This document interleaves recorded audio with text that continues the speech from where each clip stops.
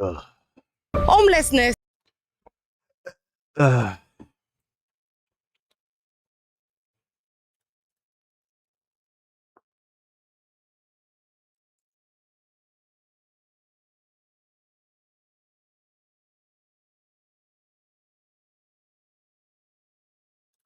In this city, we recover crime guns regularly. The vast majority, 85 to 90% of them, when they can be traced, are traced to the United States of America. This city has a handgun crime problem. These are not licensed gun owners. We are not arresting people with firearms who are licensed gun owners. That is not happening in this city in any meaningful way. The people we arrest with firearms quite routinely, our officers interdict people with illegal guns, are criminals.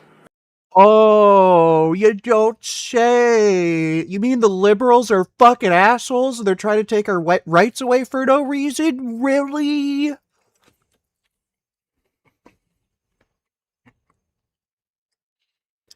How's it going? It's going good.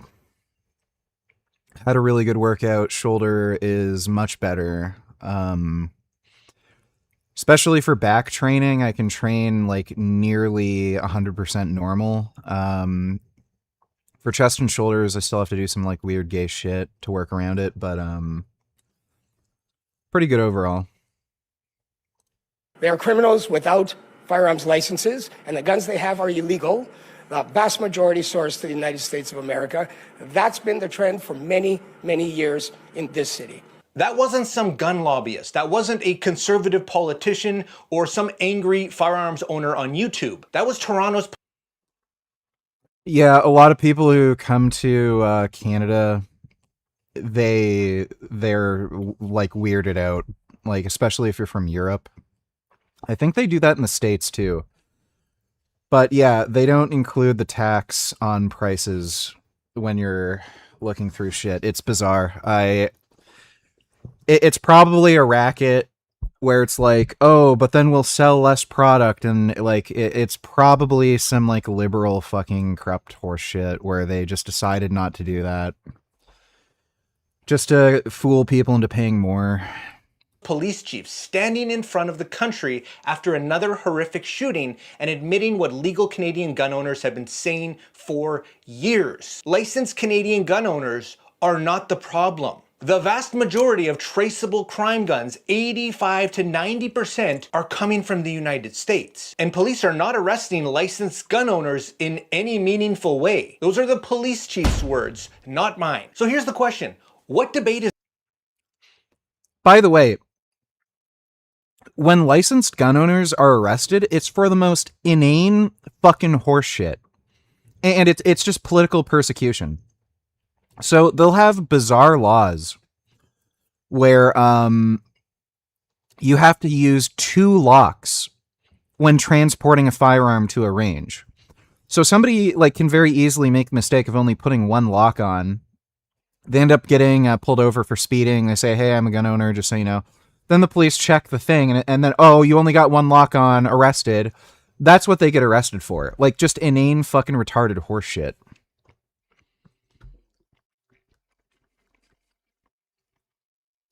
How much lean mass are you up since you started the enhancement? Probably around 35-ish pounds at least.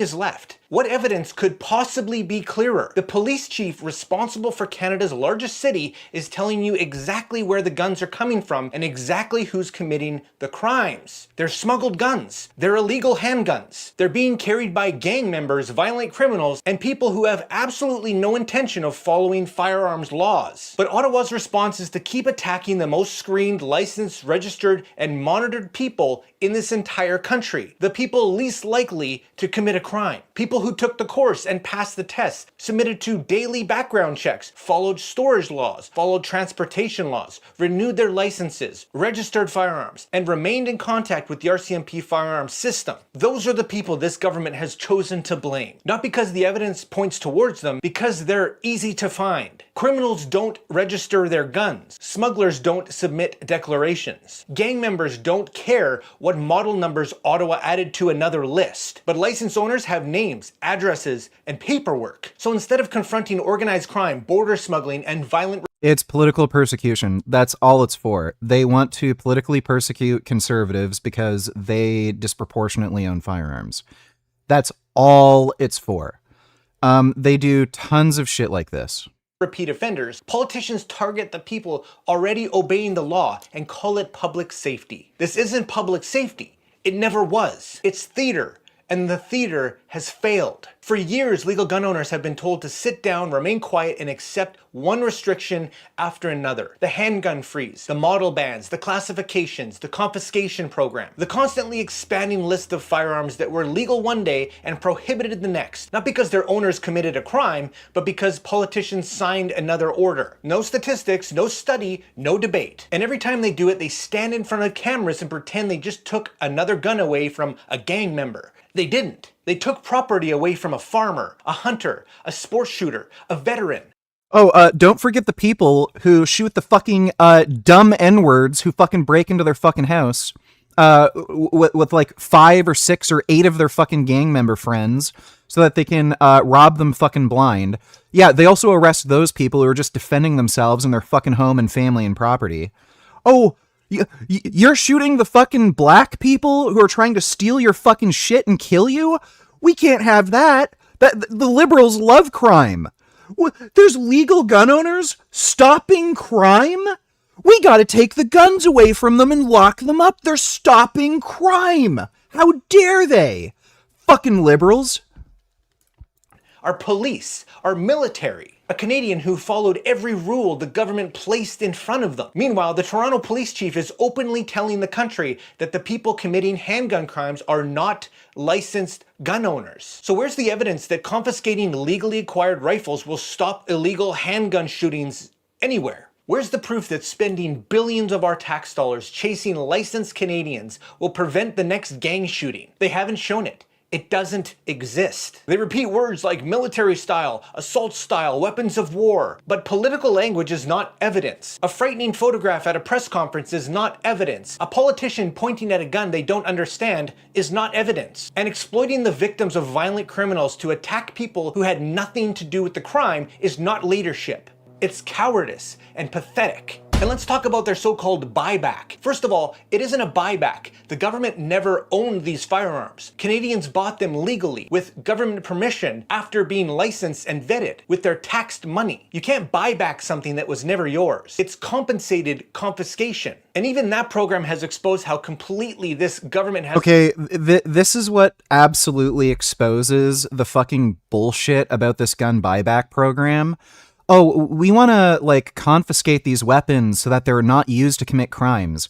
Guess what? In order to actually apply for this gun buyback program, you have to be a legal licensed gun owner and you have to legally own these guns. So if you're, like, a fucking criminal or something, or you illegally acquired these guns, you cannot opt into the buyback program. They'll just arrest you. So they want to take crime guns off the street, but they are deliberately avoiding confiscating crime guns. So, like, I don't know why I live in fucking crazy retard land. I'm surrounded by fucking beta male crazy fucking retards. They're trying to convince you, they're trying to take away crime guns, and they're telling the criminals, no, keep your guns. We're only trying to take away the guns from the people who don't commit crime. Keep your guns. Commit crime. Break into people's houses. Commit home invasions. Steal cars. Kill innocent people. We only want to take away the guns from people who would stop you from doing that. How the fuck do they get voted in?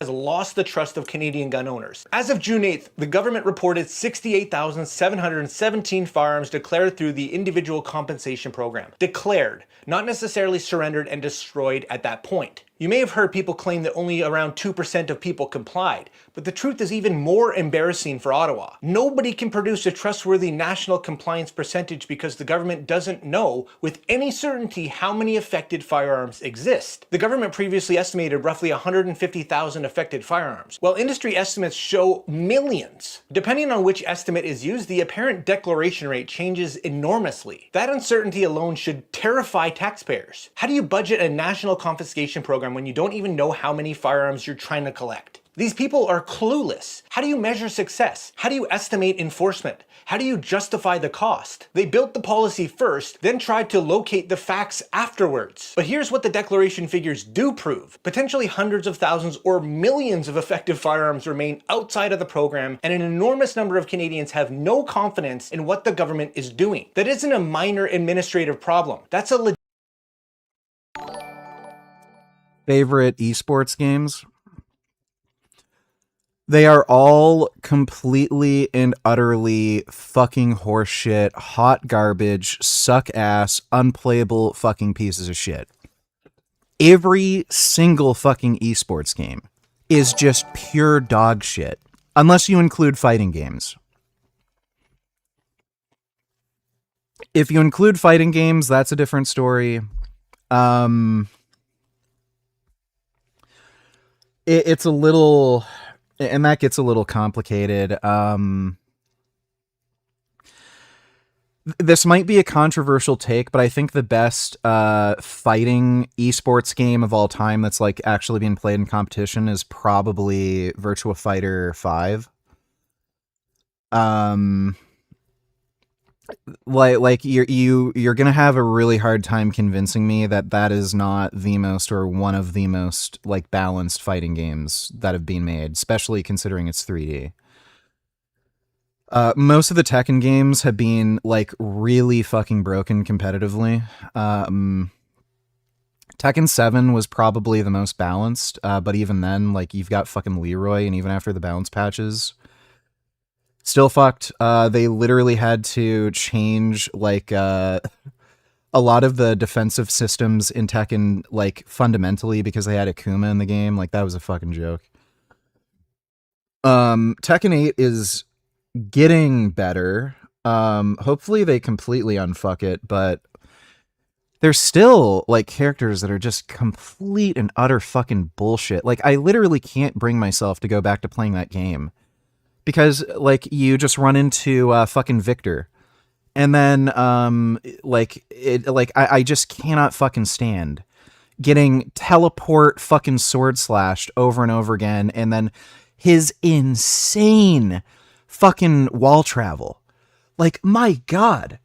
On the biggest fucking level, that huge Coliseum stage, he can fucking wall splat you from the middle of the fucking arena. So there's just still some fucking insane bullshit in that. What else? Mortal Kombat X was pretty well balanced. I think MK11 was pretty decent too. Like obviously there's high tier, low tier characters, but like it's not that big of a deal. MK9 was actually pretty decent too. Whatever happened to Destiny's Unfuck America tour? Did he stop that? Is he going on a Democratic Socialists of America tour now? I'm not entirely sure, but whether he realizes or not, yes, he's going on a Democratic Socialist of America tour. Thanks for the donation, CD. Dodo donate $2, let me see. Being briefed on today's horrifying stabbings on the Upper West Side, where an Asian man and Jewish man were attacked, according to witness and victim statements. Perpetrator yelled Allah Akbar during the both attacks. I'm relieved that both victims are in stable condition. Oh, you don't say. Allahu Akbar. Isn't that weird? The NYPD responded immediately, arrested Raul Morales in connection with both assaults. I'm grateful to the officers, NYPD. So you love crime, right? So you're just going to let him out? He probably did it because he's poor. Just give him free money. Fucking retarded. Fucking Mom Donnie. Women prioritize consistently across all cultures kindness and intelligence above all of other traits in terms of long-term. That is not true. The one trait they seem to prioritize more than anything is generosity, but that's because they benefit from it. If you're with a generous guy, you get his money. What they're actually sexually attracted to are dark triad traits. So narcissism, psychopathy, Machiavellianism, and they're attracted to men who have some combination of those traits. They're not necessarily like full-blown psychopaths or anything, but women are attracted to dark triad traits. That's what they're most attracted to. And again, the one that isn't really related to that technically is generosity, but that's just because they benefit from it directly. So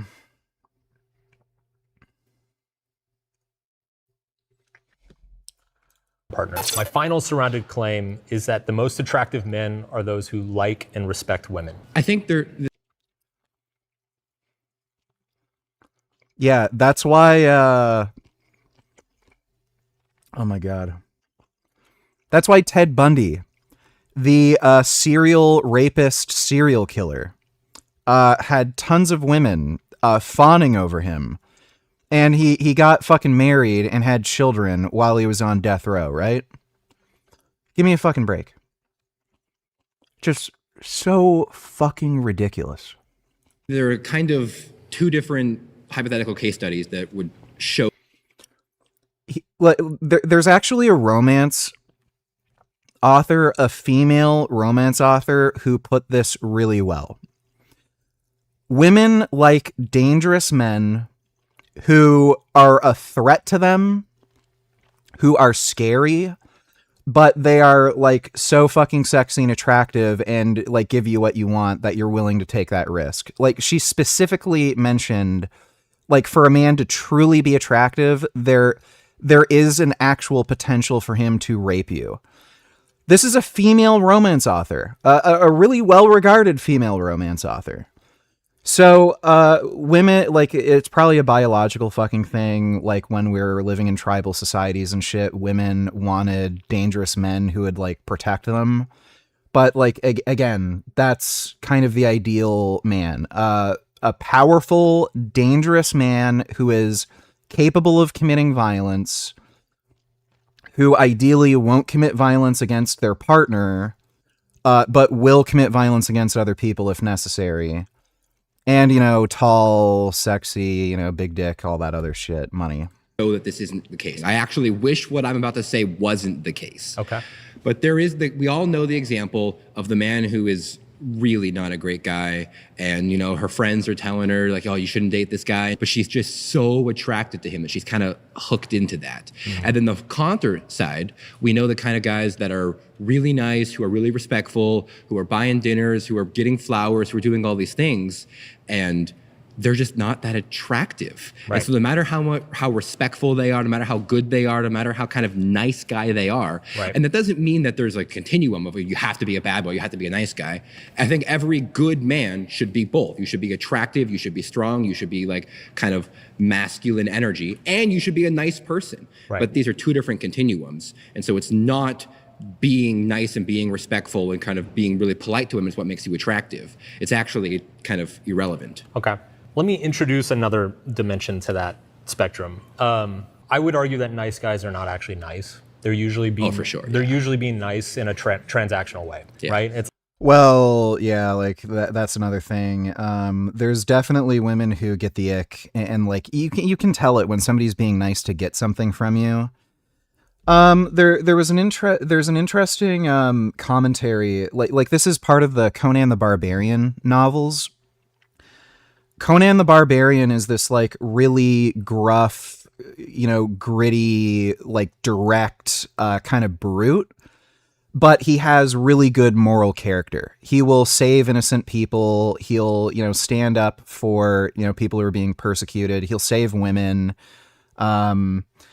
But like the people who are like sophisticated and nice and wealthy and like act, you know, like very civilized, those are the devious, like, you know, kind of scoundrel, villain characters in the plot. So a lot of people use kindness and politeness, and like won't swear, will be nice to you, will smile when they see you, because they know that's how they can get advantage of you and manipulate you. That's exactly what serial killers like Ted Bundy did. The reason they're able to get so many victims is because they're charming and they know how to lie and they know how to work your emotions. So, like, kindness and politeness is very much often a, it's, what's the word I'm looking for? It's kind of like, what, you know, a fucking asshole will do is like some kind of, it's like hedging your bets, you know? But a lot of people who are kind of like direct and will just say what they feel, they don't have to lie to you. They're not trying to manipulate you. They're just, what you see is what you get. And if you don't like me, you can like fucking leave. And if you do, then, you know, cool. So when people are kind of assholes, it may be a sign that, yeah, they might be a bit of an asshole, but they're not actually trying to deceive you. It's like, I bought you flowers. Now will you like me? yeah, let's have sex. Yeah, you know, right. and women smell that a mile away, and it's a complete turnoff. And obviously, creepy. Yeah. It is very creepy. I would argue that assholes are also quite transactional, right? And the only difference between the nice guy and the asshole is the nice guy is transactional and a very manipulative. Here, let me buy you flowers so I can get what I want. The asshole is like, I'm just gonna say whatever I need to say to you to get what I want. And that works, unfortunately, often enough in these kind of short-term relationships. It works in the short term, and it works with insecure women. There is a third type of guy who is just not transactional. Yeah. And is like, this is who I am. I like you. Do you want to go out? And if she says yes, great. If she says no, great. He's going to go find somebody else. Yeah. Those are the most attractive men. Women prioritize consistently across all. Beta.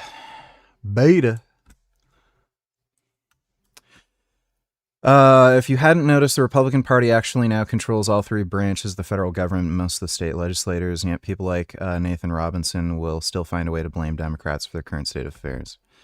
I mean, if Democrats were running the show, I can guarantee you some things would probably be better, but a lot of things would be fucking worse, especially geopolitically.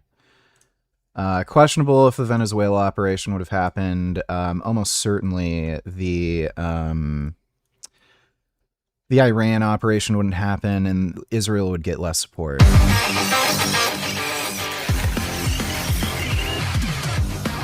that's pretty cool. Yeah, that looks neat. Yeah, that's actually fucking sick. Yeah, that is actually really fucking sick.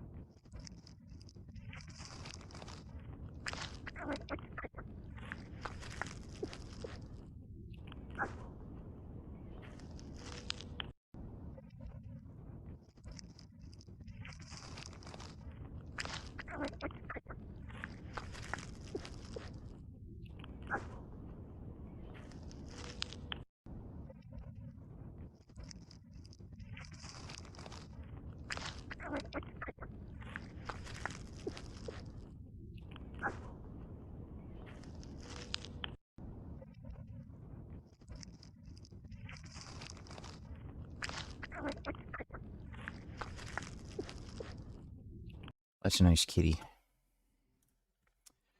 Thanks for the donation, Dodo. Yo nigga, why every time when I open your stream you're always whining and complaining about something? I don't like listening to a whiny little bitch just cracking his high-pitched voice because your balls never dropped. You're a female on her period or was. Oh, that's nice. Thanks for the donation, 21st. 21st only $2, your voice just cracked. That's nice. Thanks for the donation, 21st. Can you draw an image of Hassan Piker shocking his dog while Zoran Mamdani spanks his ass?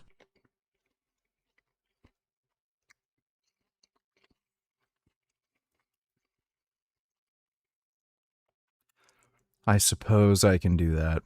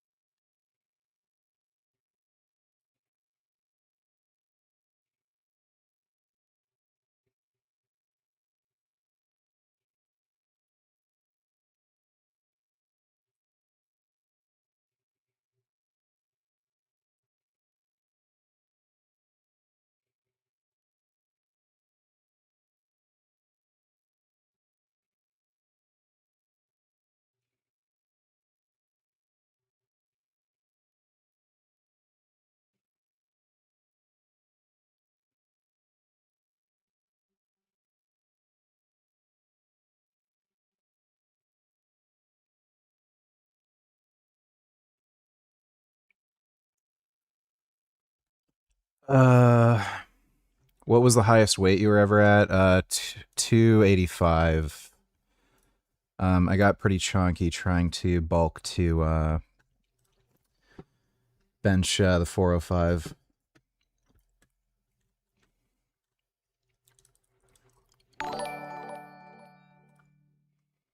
Richard Ramirez had flocks of women come to his court hearings. He got more attention from women while in jail than he did in regular society. To this day on all Richard Ramirez TikTok edits it is flooded with women saying how he's hot. Yeah. Like, they're especially crazy. That's not normal for women to be, like, into serial killers like Richard Ramirez, but, like, there's a reason only women do that. They're, like, you know, the top 5th percentile of women, you know, something like that, who like the full-on crazy, dangerous, strange psychopaths. But the rest, the other 95%, they like a guy who has, you know, the dark triad traits, who, like, again, are dangerous, have the psychopathy, narcissism, Machiavellianism type thing. Thanks for the donation, though, Gold Injector. Thoughts on Bad Empanada? He's a pencil neck, beta male, faggot retard who whines and cries about fucking bullshit because he wants attention and hates Jews. Thanks for the donation, dude.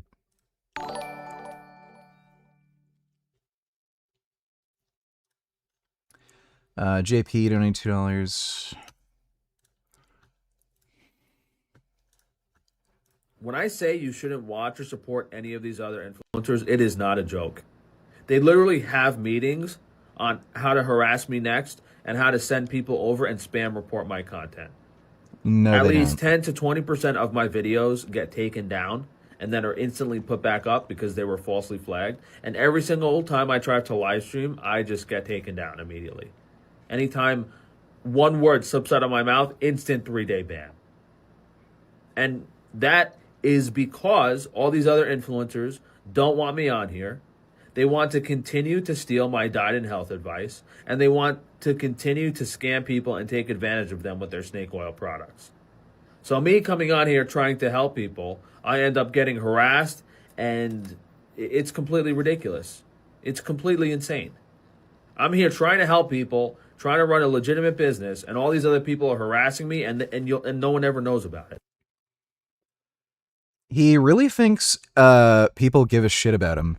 The only people who watch his content are like actual full-on troglodyte retards who are actually into this shit for whatever fucking reason, and like people like me who just watch him ironically or hate watch him. Nobody gives a shit about him. Nobody puts any effort into fucking with him at all. He's just a deranged retard that nobody would put any effort into fucking with. So, you know, like there's literally nothing to be jealous of with this guy.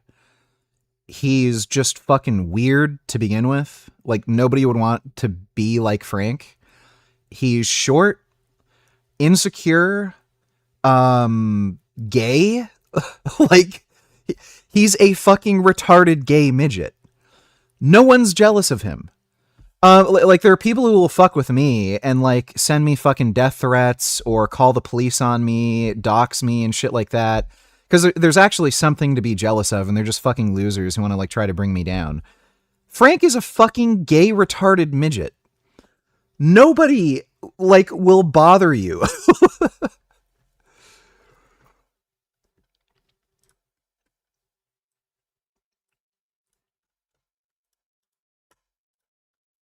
Tufano is misogynistic against women in this video of him being cheap over $20. Explain that again. Document fees are taxable. Any document fees. So if I pay a document fee for the auction company to give me a title for the vehicle I paid for separately, I have to pay New York State sales tax on the title fee. If it's on that bill of sale, on the invoice, we charge. The invoice states that I paid $100 for the vehicle. I had to pay the company separately $115 for the title fee. That's not included in the price of the vehicle. It's a document fee. Give me 3 out-of-state sales forms, please. I'm not going to pay anything if you want to do it that way. These vehicles are purchased in the state of Pennsylvania. I'm doing that. Okay, so I understand that, and you guys gave me a hard time last time. So I'm coming here today, and I'm saying I will pay taxes on the purchase price of the vehicle. I'm not paying tax on a title fee that the auction company charged me separately. You're not going to pay the tax on what we're saying is taxable, then you can go to another. That's not taxable. Then we're done. Go to another office. We're not doing it. So I've driven up here 2 hours 3 times, and you guys are going to have to explain to me why you're not accepting my forms. I came here with a valid title. I gave you a bill of sale. I said I'm willing to pay tax on the value of the vehicle. Would I consider moving to California? Well, I'm not really interested in the state stealing all of my fucking money so that they can throw it away and give it to a bunch of deranged fucking drug addict homeless people to give them a fucking apartment that they're going to shit all over the place and destroy and like buy drugs. And also, like on top of that, they're just going to lock me in jail if I ever have to shoot any of the fucking crazy deranged drug addicts that they give money to so that they can commit like more fucking crime. So like, again, as soon as like some fucking jackass tries to jack my car or break into my fucking house, what do they do in California? Oh, well, you're not supposed to stop crime. We love crime in California. That's why we give homeless drug addicts money and free drugs and free room and board and food so that they can commit more crime easier. So we're going to have to take away your gun and charge you. Thank you. Yeah, so fuck California. And again, on top of that, like the wildfire problem is like getting pretty fucking bad too. Like there's a lot of climate change shit where California just long term seems like a bad idea. I would not move there. I'd much rather move to somewhere like Florida. Again, some of the climate change stuff is affecting Florida, some of the hurricanes, like the hot weather. I can deal with extremely hot weather fine. I've been through a hurricane in Florida. Like, it's not that big of a fucking deal. But, like, just the general culture there and, like, the fact that I can own guns and the police are like, please shoot the criminals for us so we don't have to do as much work. Fucking based. And then I can go to Disney World whenever I want. So, yeah, I'd rather live in fucking Florida.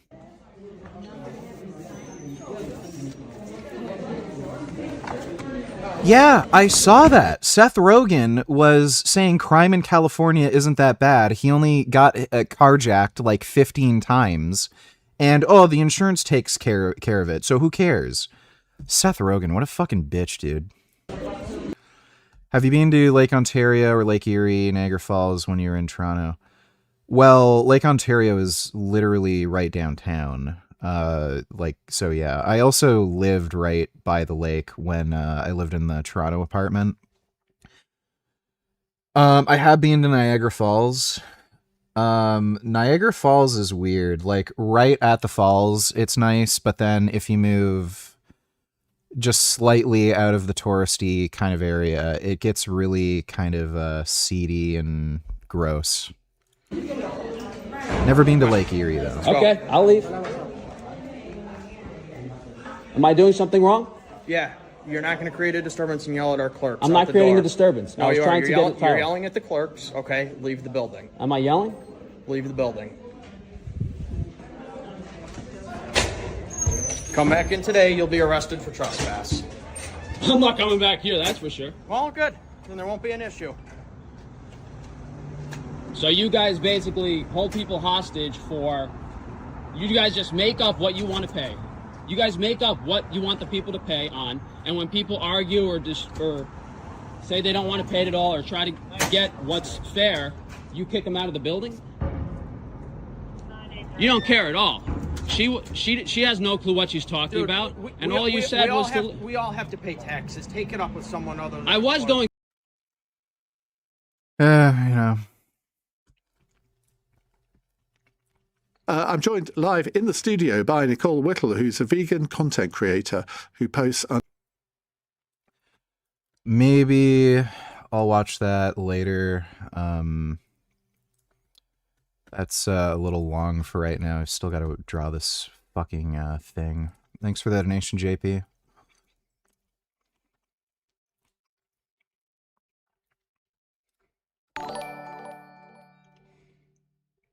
You claimed Kamala Harris would have done the Iran operation if she were president, because her military advisors would have told her to. Now you're saying it wouldn't have happened? I think it would have. It just would have played out differently than it has. Maybe.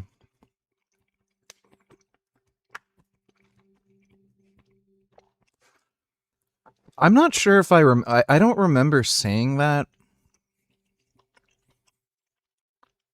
With almost, without a doubt, Israel probably wouldn't have gotten the support it had. The Iran thing, maybe. I have a feeling Democrats, if they were to have engaged Iran, they would have fucked up in just a different way. So the initial strike wouldn't have been nearly as severe. But they very likely would have like maybe ensured better security through the Strait of Hormuz, but because they weren't as like as aggressive with targeting Iran, they may have it may have just ended up still shutting down the Strait of Hormuz. Who knows though? I wish we had a what if machine. Thanks for the donation, Sid.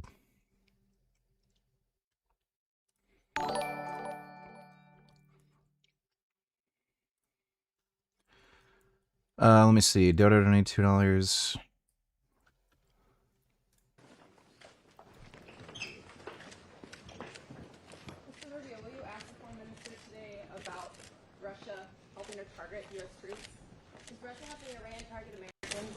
Please, November, Russia stop this war in Ukraine.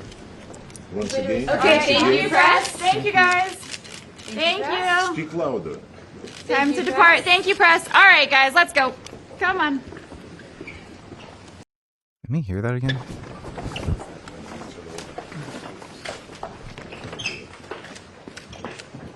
Mr. Rubio, will you ask the foreign minister today about Russia helping to target U.S. troops? Is Russia helping Iran target Americans? Please, November, Russia stopped its war in Ukraine. Once again. Okay, thank you, press. Thank you, guys. Thank you. Speak louder. Like, I mean, I don't think that's really a gotcha for Rubio. It's, you know.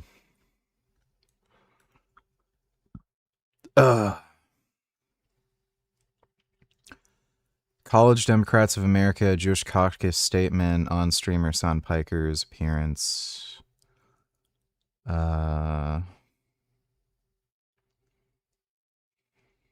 Okay. College Democrats, America, decision to platform anti-Semitic misogynist streamer, undermine Jewish safety, blah, blah, blah. Amid attempts to organize a walkout during Piker's appearance, attendees were permitted to enter but prevented from exiting by national board members, citing security concerns. What the fuck? Delegates from at least one state were advised not to post photos with Piker on official accounts to avoid further controversy. It's crazy. A bunch of Jewish students locked in a room, forced to listen to an insane Maoist who calls Jews pig dogs. You're not locking me in a fucking room with Hassan Piker. If anything, you'd be locked in that fucking room with me. These Jews have to stop taking fucking shit. Like, take fucking testosterone, lift fucking weights. Like, more of these Jews need to get fucking jacked and just beat ass.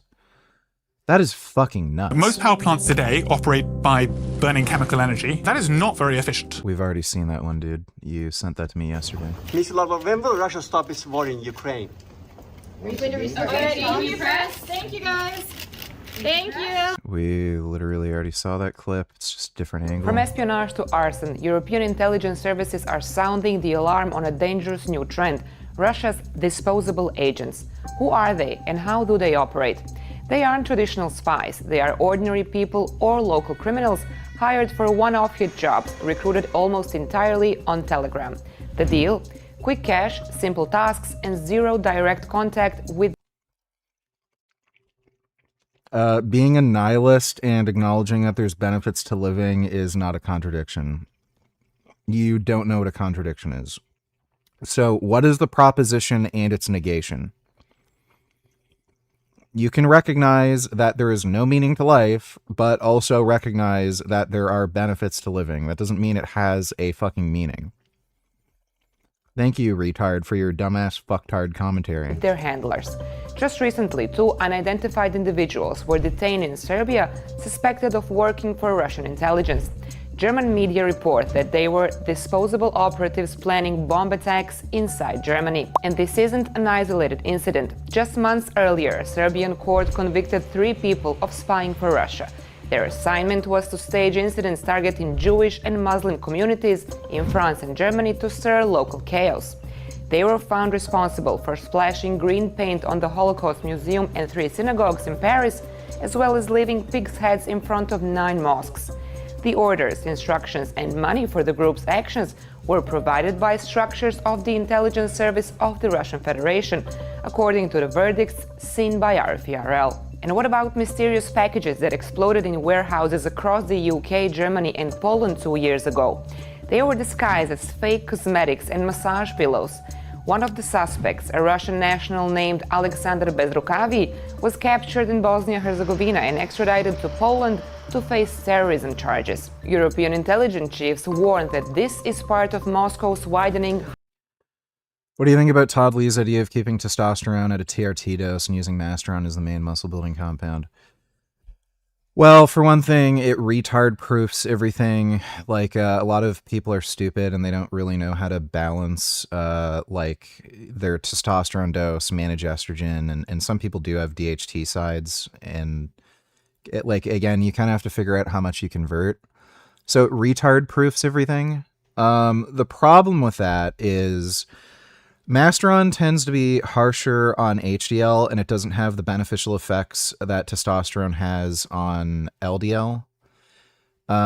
It also inhibits collagen synthesis, If you're taking growth hormone along with it, it probably ends up just not mattering. But yeah, like it just testosterone, as long as you know how to manage estrogen, and for some people DHT, I think running higher doses of test, like an upper tolerable dose, and then sprinkling Masteron is a better strategy than like a little bit of test and then Masteron's your main driver there. I like, again, if you're smart enough to do it, I just think running higher doses of test and then everything else is a sprinkle. That's probably a better strategy. Like, at least for like skin quality, integrity of connective tissue, and probably long-term health.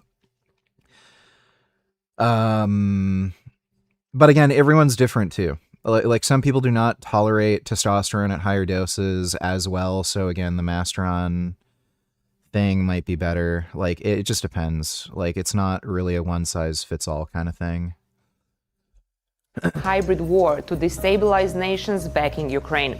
From arson and GPS jamming to cyber attacks, Russia has ramped up its European sabotage playbook using cheap, deniable, and completely disposable operatives.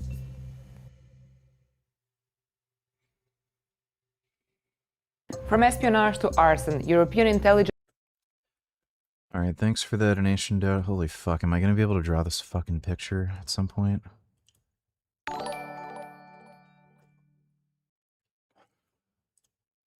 I hate... What is with Streamlabs? I keep having to refresh the fucking page. Denormalize Israel. Basically, we've got two choices.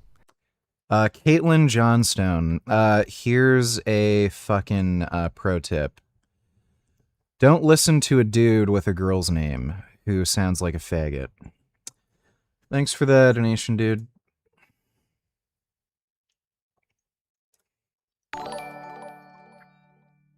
This guy's face is Shocking that Destiny didn't upload the debate.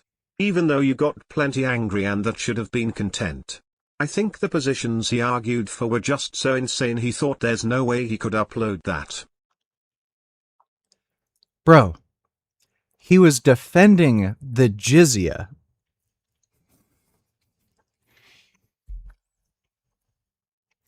He was defending the jizya, lied about it, and he said his sources were Wikipedia. Yeah, no shit. That may in fact have been like the most embarrassing statement from him. People were sending me screenshots of his chat, and they were saying like they were all on my side. Like, that was actually fucking retarded. I also think calling him out for the DSA propaganda that he promotes, even though he complains about them, I think that's also embarrassing for him. Like, that just didn't go well. And again, the fucking Islam defending bullshit, like, it proves my point. This is what the DSA does. Oh, there's no problem with Muslim immigration. They're degenerate fucking crazy wacko scumbags who want to overtake our fucking culture and force us to pay a jizya or kill us. But no, like it's fine. Muslims are good. And then there he goes, fucking reciting the fucking DSA talking points while claiming he hates the DSA. Like, he's just completely fucking brain rotted, and he proved my point. The entire time, he proved my fucking point. So yeah, I'm not surprised. Thanks for the donation though, Sid.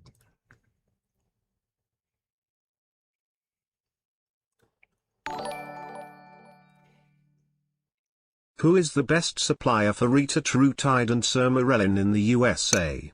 Don't know which peptide companies to trust.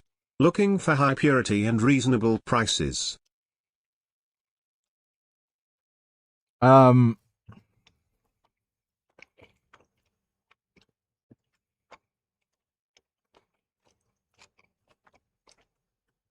Is sermorelin a secretagogue?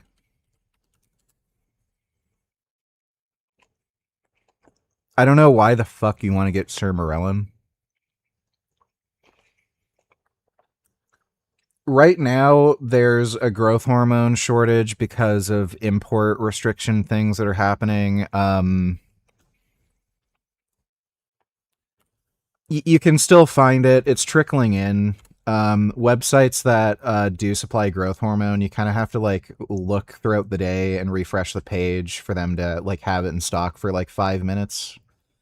It's kind of a pain in the ass, but you can still get it. Sermorellin's kind of garbage. The only thing that I'd really recommend Sermorellin for is for very specific things. Apparently it's good for dissolving visceral fat, but so is growth hormone.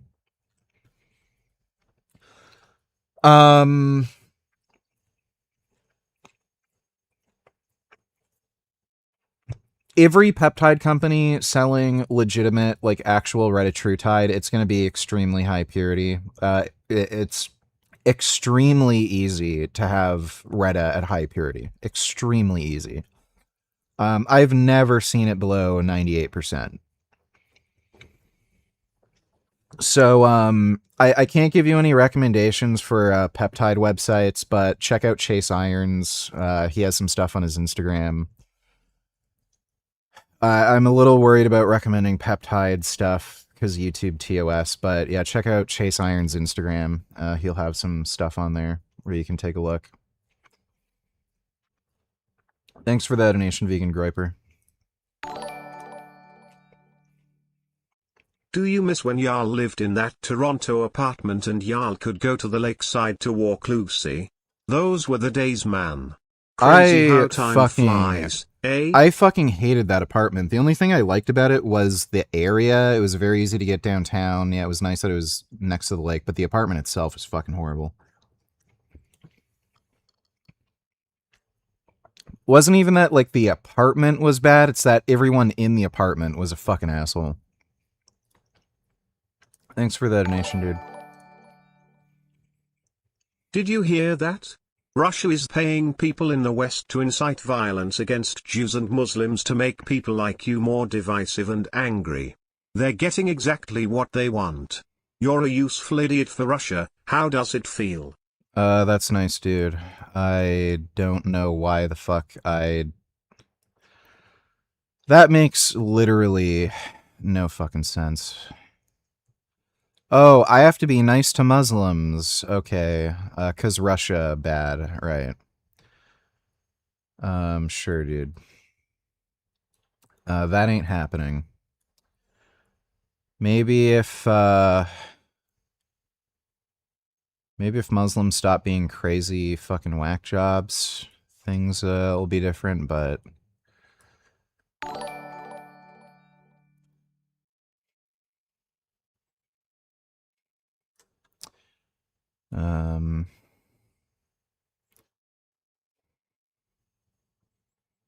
oh wait. I have to do this differently.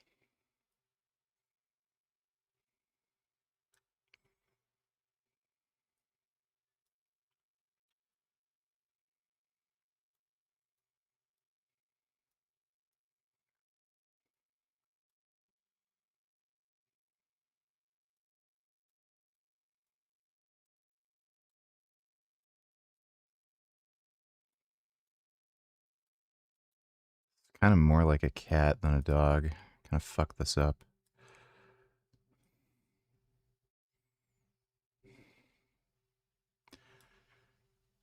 I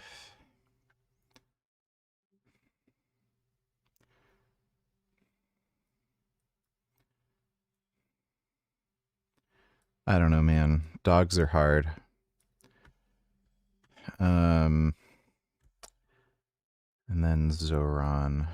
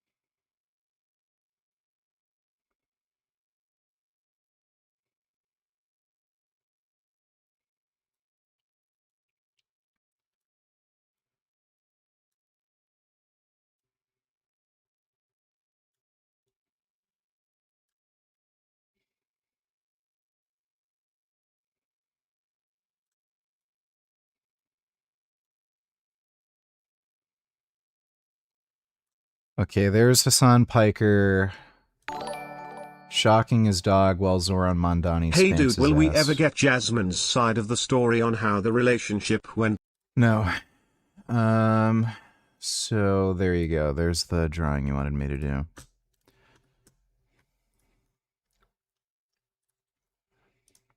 Wrist jar. I'm not watching this. Thanks for the donation, dude. Dodo donated $2. Limits in Congress. I think term limits are very important because I see what's happening. I see what's happening. The other day, a senator I knew got a text, a great guy, from his wife.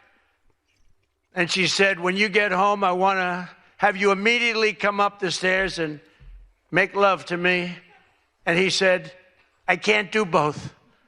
You know what? You know, in other words, you can't go up the stairs and make love. Does anybody get that? Well, I thought that was actually pretty good. That was actually the only thing I thought was good in this whole frickin' stupid speech that they wrote. That was the only good one, and that went down with not exactly great laughter. I think, you know, in other words, you can't go up the stairs and make love, too, you know. So we're looking for term limits. Does anybody understand this It's stuff? fucking weird. Kidding aside, I do think we need term limits in Congress. What the fuck was that? Administration, a once feared and powerful regime that relentlessly attacked America, has finally been toppled. Their former leaders have been removed, and they're now being run by a gay dictator facing internal divisions. But I, for one, wish Barry Weiss all the best at CBS News. For example, under my administration, a once feared and powerful regime being run by a gay dictator. Yeah. Okay. Watermelon seeds, what the hell? Hi friends, today we are making something truly special. A vegan mozzarella balls that are creamy, smooth, bouncy. Okay, I've seen this before. Can Democrats actually hang on podcasts, on YouTube, and in the manosphere? I asked that question to Brian Tyler Cohen. I think Lovett said this on his podcast in 2024. Democrats have the front of the classroom energy, and Republicans have that back of the classroom energy. This is the new, could you grab a beer with this person? That's so antiquated, but now we don't even have to have it be the theoretical question of, not could you grab a beer with this person, but could you hang with this person? And we don't have to guess, because when you listen to these podcasts and you create these parasocial relationships with content creators and different podcast hosts, you have the ability to hang with these people, because they have audiences of, you know, millions of people who are tuning in and hanging with those people. It's not just theoretical anymore. You actually have to be able to deliver.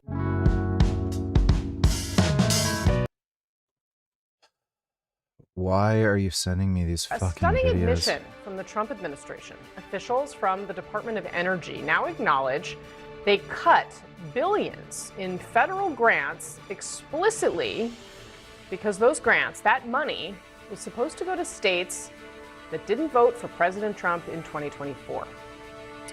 When it announced the cuts in October, the Trump administration said that it had, quote, determined that these projects didn't adequately advance the nation's energy needs, weren't economically viable. The administration acknowledged. Who knows? Like, yeah, probably knowing Trump administration, yeah, it's probably corruption. Thanks for that donation, Dodo. Okay, Nick Fuentes. Chicago, I feel like you said you want to ask me, why are you a Nazi? Inclusion has been our greatest strength. How do you see the Iran war ending?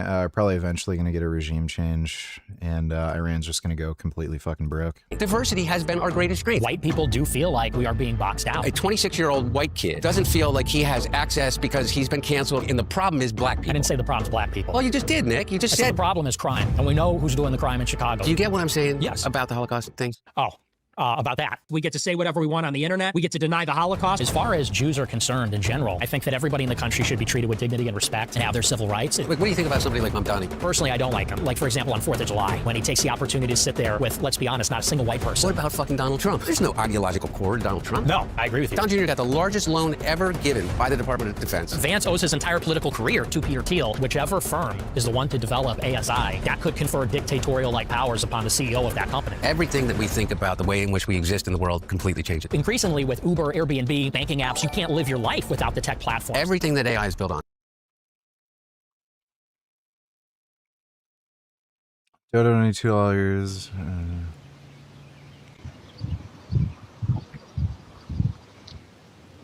Oh, cats. Those are meow meow cats. That cat is looking at the other cats.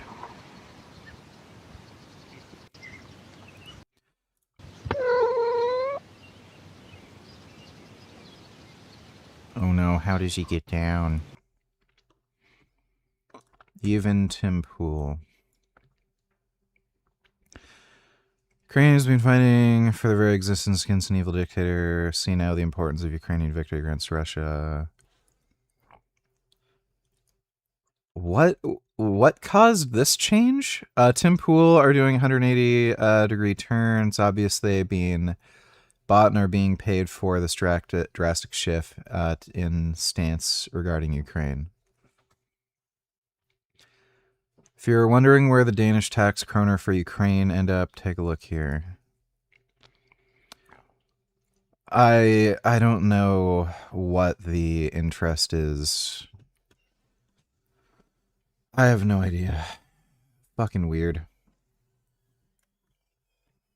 Joe Biden. He had great results, 70. You know, the best president is first of all the president for your country. Donald Trump. For today, Donald You Trump. believe he's the best president? The best president of the United States. Yeah. Now history will answer because I think that Lincoln. Yes. Free the slaves. But after Lincoln, who do you think is the best? I know a lot. President Trump's going to watch this interview. No, Trump is good. He gave you a MAGA hat. I heard a story. I heard a story. I wonder if there is some monetary incentive for them to do this. It's really weird seeing them do this complete U-turn.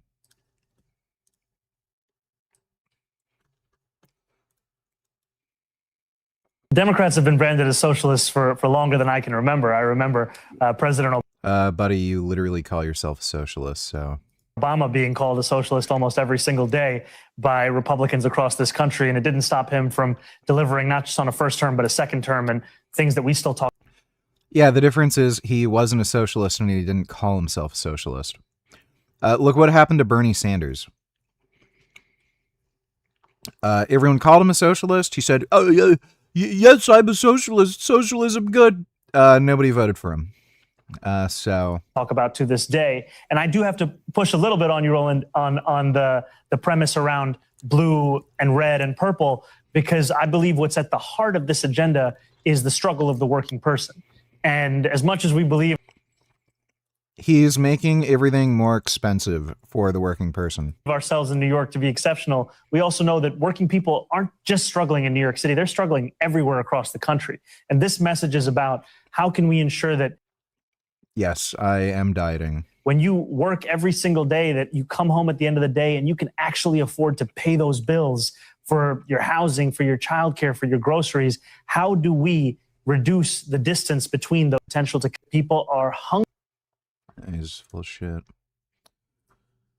What is this? Did you know that you can make the ultimate shawarma style flatbreads using mushrooms? That is ridiculous. To give the mushrooms an incredible texture, I press them down in a hot pan until golden like this. Now combine your spices with olive oil, lemon juice, maple syrup, harissa and salt for a fiery marinade. This is where you'd usually leave the mushrooms to marinate overnight, but I'm using Bipod's vacuum seal to do the job in a few minutes. In the meantime, you can make a quick onion pickle by heating a brine of vinegar, water, sugar and salt and pouring it over the onions. Once cooled, seal them up and crack on with the final step. Using Bipod means that I can prep a salad even days in advance, but keep it fresh until needed. Then it's time to roast the mushrooms on a shawarma style spit until they are beautifully gnarly like this and ready to be carved. By now our onions have already transformed, so it's time to dress the salad and assemble the feast. A bit of tahini sauce makes the perfect base layer, followed by the rest of the toppings for the ultimate shawarma.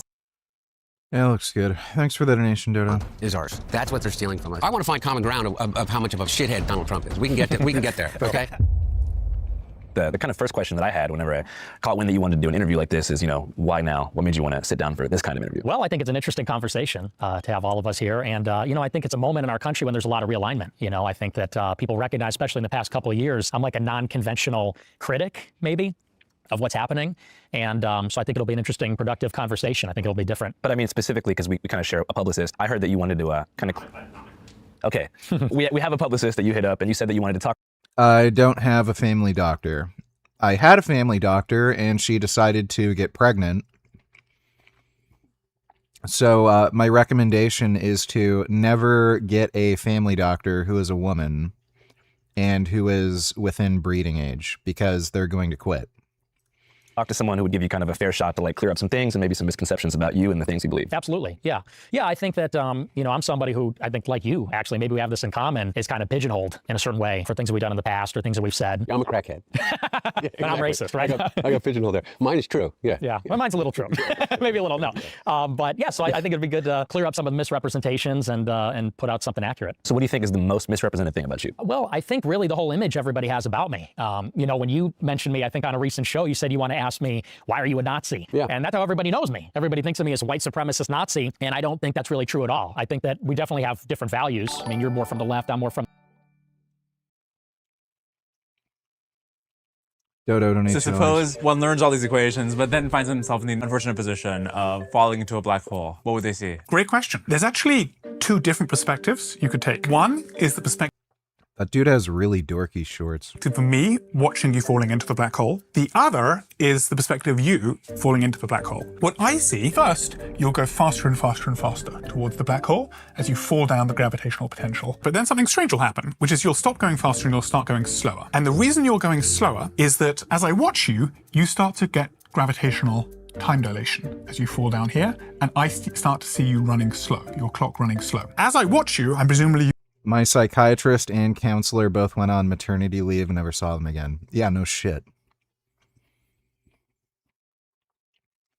Never, if you can help it, never ever get like a doctor or like somebody you rely on, for constant like medical whatever, who's a woman, who is within the age of like breeding.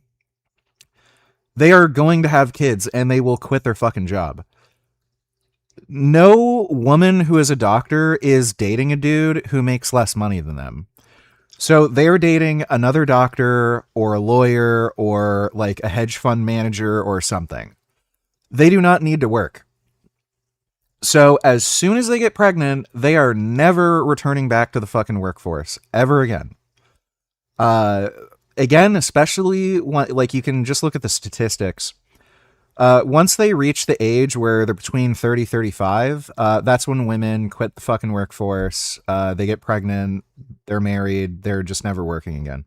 Using light to watch you, that light gets more and more redshifted. The wavelength gets longer and longer. The longer the wavelength of light, the harder it is even to really see you. And eventually I just stop seeing you entirely. There's like a final photon that I see that you emit, and then you just fade to black. I never see you cross the event horizon. Let's make it a bit easier to have them. No, these are drugs. So the wellness community and the longevity community argue that these are, essential aids now to allow people to live longer and healthier lives. But these are real drugs. And most of them are injectable. We have in the United States the Food and Drug Administration, whose entire purpose is to ensure that the drugs that Americans use are both safe and effective. None of the agents, none of the FDA is a complete joke, and they are run by ideology, entirely ideological, nonsensical bias. You can look at their stance change on testosterone. So they were making all these stupid, ridiculous warnings about testosterone replacement therapy and hormone replacement therapy, even for women. They were saying it increases risk of fucking cancer, which it doesn't. It increases risk of heart attacks, strokes, formation of blood clots, which it doesn't. It actually does the opposite. It's cardioprotective. And this was during an era when there was a whole anti-steroid fucking thing. Joe Biden was in fucking Congress saying how important it is to make steroids illegal and ban them from fucking sports because this fucking loser couldn't play baseball. And lo and behold, the FDA had this ideological stance against fucking testosterone and even female hormone replacement just because they didn't like the idea of using hormones as medicine. It was just an ideological stance. Then guess what happens? You have the fucking Trump administration coming in. You've got dudes like RFK Jr. who are pro-TRT, pro-peptides, and all the shit. Oh, suddenly they update their fucking stance. Now we actually listen to the science. It actually is cardioprotective, doesn't increase risk of fucking cancer, clearly helps you fucking live longer. So like it's just all a fucking joke. The FDA is just run by ideological fucking dumbasses. Like I get why there's sort of a need for institutions like this, but it's really just like the institution itself is just a complete fucking joke. And I mean, at the end of the day, people can make their own fucking decisions. Let them buy whatever fucking drugs they want.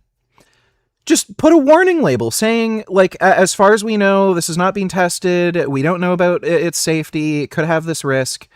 Let people buy whatever the fuck they want and let them assume their own risks. This isn't a fucking communist country where the government should, like, be able to control your fucking lives. But these fucking assholes think they know better than everybody. They think they should be able to run your fucking life. And then they go out and admit that they were wrong about everything. And it happens all the fucking time.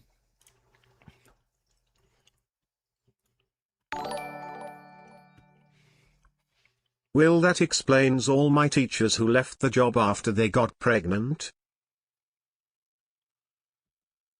Yes.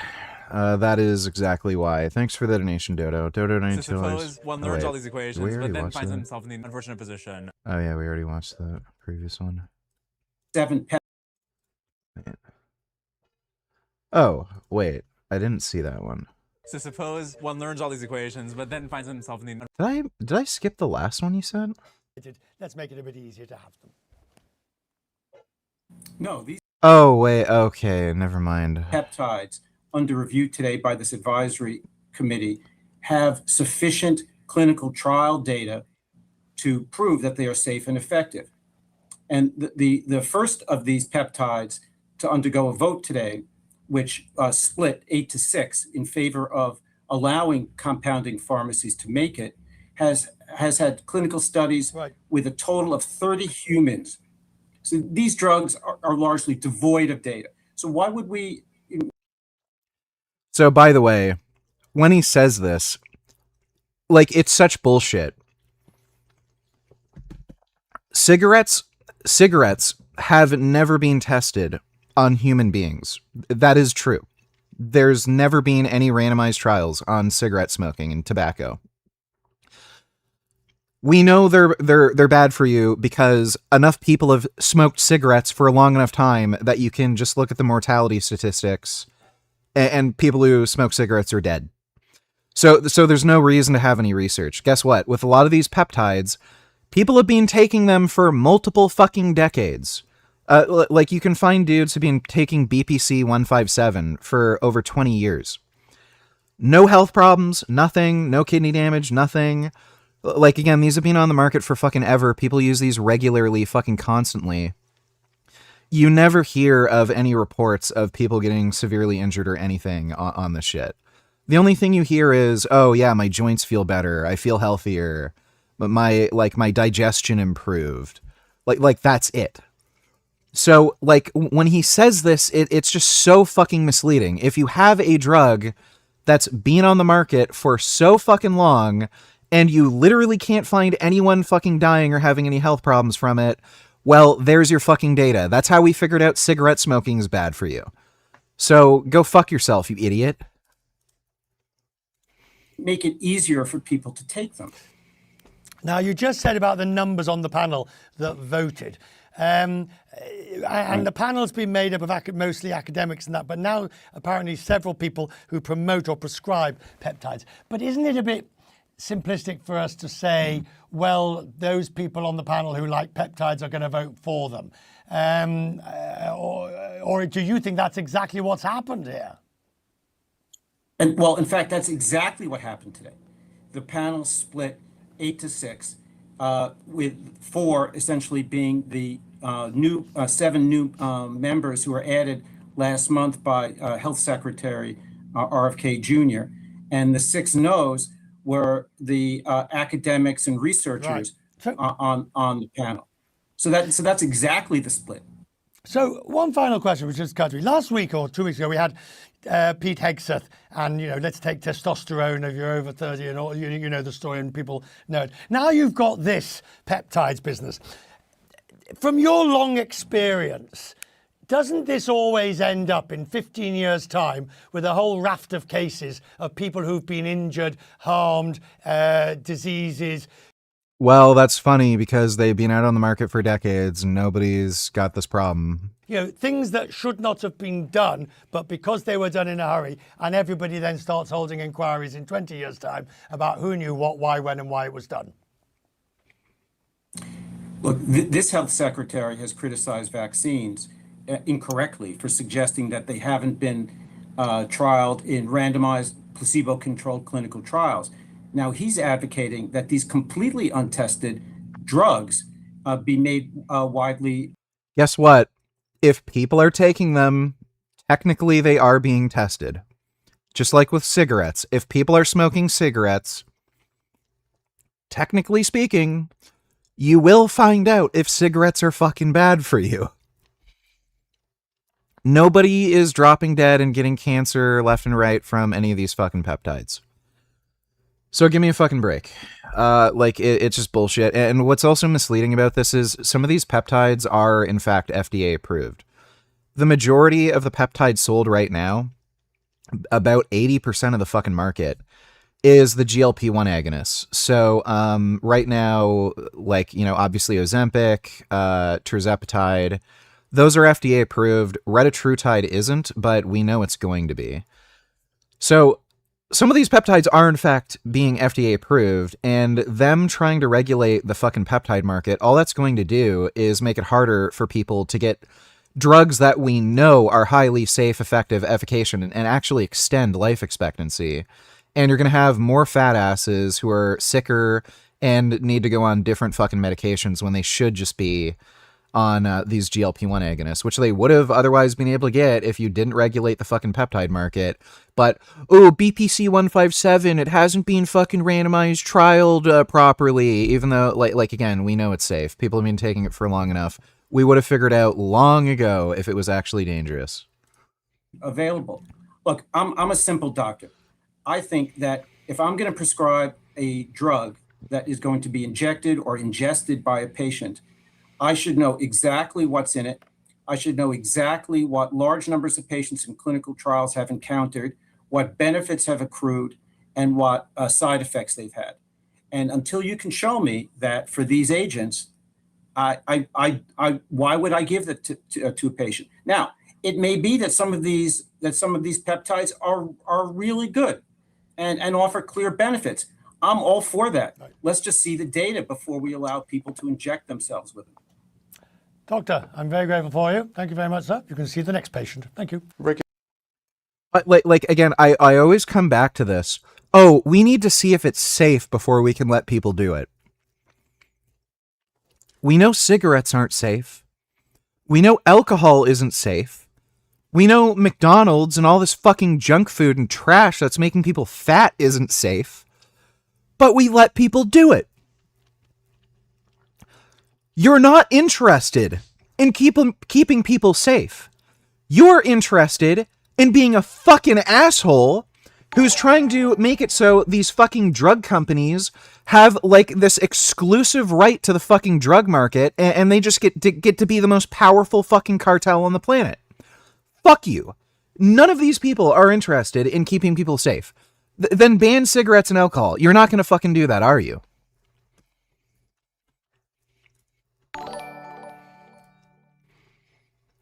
VG, I want to take Rita, but I'm afraid of getting something contaminated and fucking myself up. How to avoid this? Buy from a reputable peptide website. So, yeah. Thanks for the donation, Gwib. It's like asking me, I want to eat, like, food, but I'm worried about getting food that's, like, contaminated with bacteria. Okay, well, don't fucking order a fucking taco from a shady fucking food truck that doesn't have any, like, health approval stamp.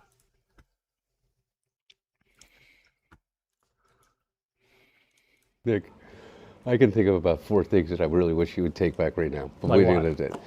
The cookies in the oven? Well, that's a joke.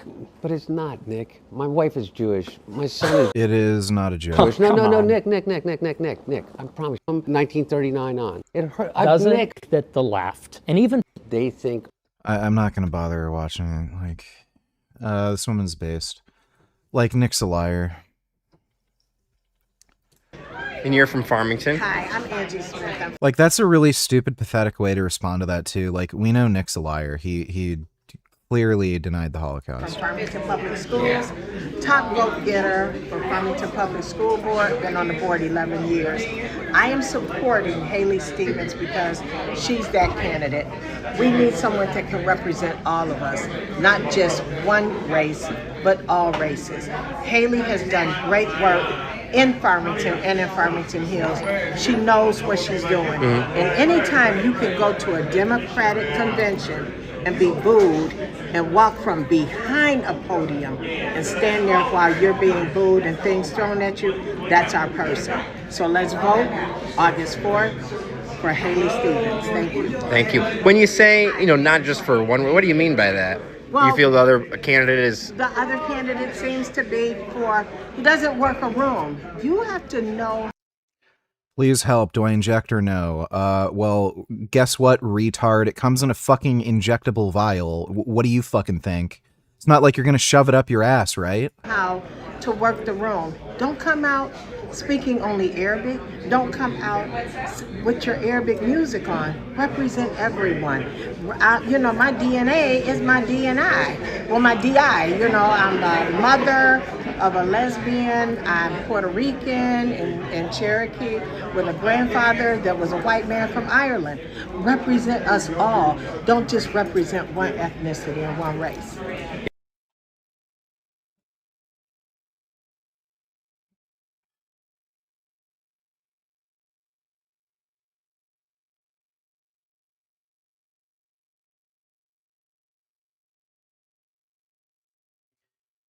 And Hassan is complaining that, you need to support fucking immigrants who want to destroy the country. Yeah, typical.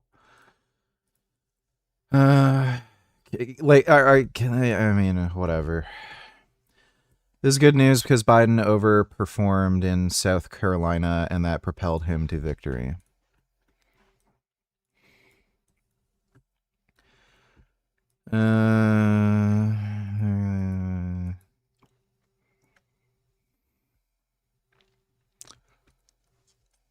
Okay.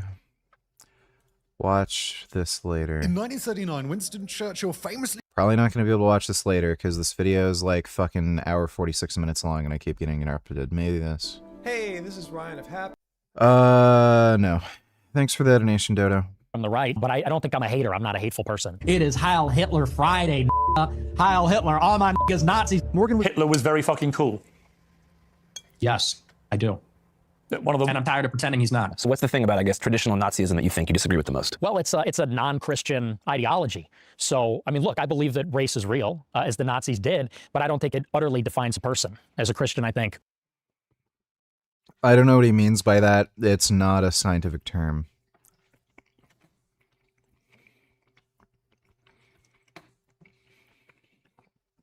We're all created beings. I do believe there's such a thing as a universal human community. And so I think it's a cruel ideology. I've said this on my show, by the way, but I mean, that would maybe be the fundamental. Did you always feel that way? Always, yeah, absolutely. So even whenever you were younger and stuff? I did, but you know, you got to recognize times have changed. 10 years ago, we had a totally different political world. The regulation and policing of speech, you know, what you would call wokeness, I think was at an all-time high when I got started as a very young man. What you would call wokeness? Yes. Yeah, exactly. Well, and I think, Yeah. I mean, would you not say there were some excesses maybe in those days? Yeah, in those days, I wasn't doing too well, so I wasn't paying much attention. Anyway, I would love to hear, and I'm not asking you to like retract everything that you've ever said and all, you know, or anything, but I said that I would love to talk to you because number one, I told you this, is that I think you're really smart, and I think that with that comes in a real responsibility, and you have. If you want to go on testosterone, it's up to you. Guess what? You're going to be bigger, stronger, faster, better, badder if you bring your test from 600 to over 2,000. So if you want to be a better version of yourself, hop on test. If you want to stay the same, then, you know, just stay natural. It's up to you, though.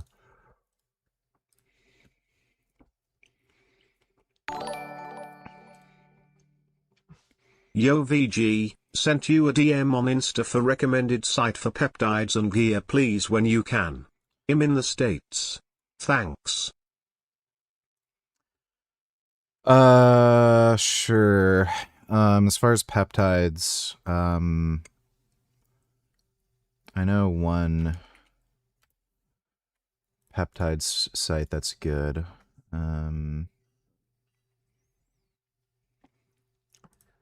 Is this gonna fucking load?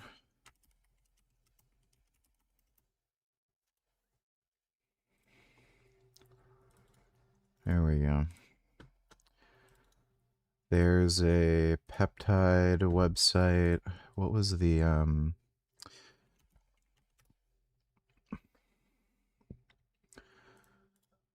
and here's a gear. There you go. And I think they probably have peptides on that gear website. Thanks for the donation, JJ. An audience. And I have a friend who's... Destiny quotes Tony Tellers, Hitler didn't love Islam. He didn't love any religion. He was an atheist. I don't like, there's no evidence he was an atheist. If he loved Islam, why didn't he make it the national religion of Germany? You're telling me the fascist dictators need to appeal to their population? Yeah. At least to some extent, they do. That's kind of how they get in power, and that's kind of how they stay in power. Thanks for the donation, Destiny. Son is my daughter's age, you know, maybe 28, you know, your age. And he's really smart. And he is a big fan of yours. And so by virtue of the relationship, I got to learn what it is that why he is a fan of yours. And none of it has to do with, I would hope you agree, like really egregious things that you've said in the past about the Holocaust or about, you know. Did the Jews ever talk about the 100 million whites that died in World War II? Or do they just bitch and moan about the so-called 6 million Jews that died? And so it's just nice to poke holes in it and say, it's not 6 million. 6 million? I don't think so. Hey dumbass. In regard to the Destiny debate, Wikipedia is a website that cites sources. Did you forget how Wikipedia works? Well, Wikipedia clearly didn't cite the fucking Quran, the original source for what jizya is. When you read the fucking Quran, it states explicitly that it's literally just a mafia protection class to keep people under control and humiliate them and steal money from them. And if they don't pay up, they get killed. So, yeah, he was wrong about the jizya. You fucking idiot. If you're going to mention the jizya, I don't know why you wouldn't reference the Quran. As if Wikipedia is going to be the fucking source to go to. And again, if you Google it, every single source that talks about what the jizya is, like again, it literally fucking explains it and describes it as basically a mafia style protection racket. Even Muslims, like again, all these Muslim commentators, apologists, imams. You can look at these imam sermons, like Sneako's hung out with one of these fucking crazy wackos. They explain it the same way. But, I saw a thing on Wikipedia. Well, that's great. Thanks for the nation. Dodo Donny Tellers, can you just read it on stream, VG, so we can see how he was lying? Jizya, type of taxation levied on non-Muslim subjects by a state government governed by Islamic law. Mention jizya without any limiting percentage rate or amount. The application of jizya varied in the course of Islamic history. Scholars largely agree that early Muslim rulers adapted something existing and modified them according to Islamic religious law. Historically, jizya has been understood, protected by a Muslim. The jizya tax is being understood in Islam as a fee for protection provided by the Muslim ruler to non-Muslims. So Wikipedia literally describes it as a fucking mafia-style extortion racket where you have to pay them protection money or else you don't get the protection and we kill you. For the exemption of military service for non-Muslims, permission to practice, material proof of the non-Muslims' allegiance to the Muslim state and its laws. Majority of Muslim jurists required adult, free, sane males among the Dima community to pay the jizya while exempting women, children, elders, handicapped, ill. Maui has done a cute thing. Also, the clean-shaven head looks really, really good on you. Well, thank you. I'll take a look at that in a second. Where the fuck... Like the Wikipedia source doesn't even fucking mention... Like, oh, it was just like a normal sort of municipal tax. JJ, can you hook us up with whatever VG sent you in Insta DMs? Yeah, thanks for the donation, dude. Let me see. Maui, you want to roll over? Okay, I'm going to force you. I'm going to hypnotize you. I'm going to hypnotize you. You will roll over. You will. Me, me, me, me, me. Maui, the orange. Oh my god. How does that work every time? Thanks, Maui. Oh You're my goodness. Such a pal. Wow. Yeah, that's funny how that works every time. Thanks for the donation, Ethan, though. Emma donated $2. Remember last year when you called me the R word because I called you out for being dishonest, prejudiced Islamophobe that claims all Muslims lie to spread their faith? Well, you're still a prejudiced Islamophobe. Well, good. I haven't become a complete fucking retard. That's nice. What is this dumb fucking shit? Like, by the way, there's a principle in Islam called taqiyya where you are literally, like, incentivized to lie in order to protect and spread Islam. It's literally in the religion where they tell you, yeah, lie in the, like, hopes to protect and spread Islam. Every single Muslim apologist is just straight up lying to you, man. You're allowed to lie. Muslims can only lie in life-threatening situations, reconciliation between people, or preserving peace between spouses. Dodo, any tellers, maybe Destiny was doing debate tactic, like Face IQ, he looked something up with a confirmation bias on Google about jizya.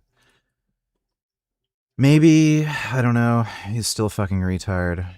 And family. Allah says in Surah 2 verse 42, when it comes to religion, do not mix truth with falsehood or hide the truth knowingly. The Prophet ﷺ said, That's funny because there's many instances of the Prophet Muhammad lying. signs of a hypocrite are three. Whenever he speaks, he tells a lie, and whenever he promises, he breaks his promise, and whenever he... Like, again, this is coming from the guy who said he flew to heaven on a winged horse. So, the guy who dead ass said he flew to heaven on a winged horse, like, was being serious, not just making a gag. Hey guys, I flew on a winged horse, and then I met all these cool dudes in fucking heaven. Yeah, he's telling you that it's bad to lie. Right. he is entrusted, he betrays. So Muslims can't just lie for religious and personal gain. Well, it's funny because they do it all the fucking time. Unlike your false apostle Paul, who straight up tells us he deceives people to convert them to Christianity in 1 Corinthians 9, verses 19 to 23. Oh my god, this is just fucking retarded. RV, $92. Did you know that Wikipedia volunteer admins banned the co-founder of the site because he went on live TV and said that Wikipedia is a biased leftist source? I heard something about that. That wouldn't surprise me. It, like all the articles are very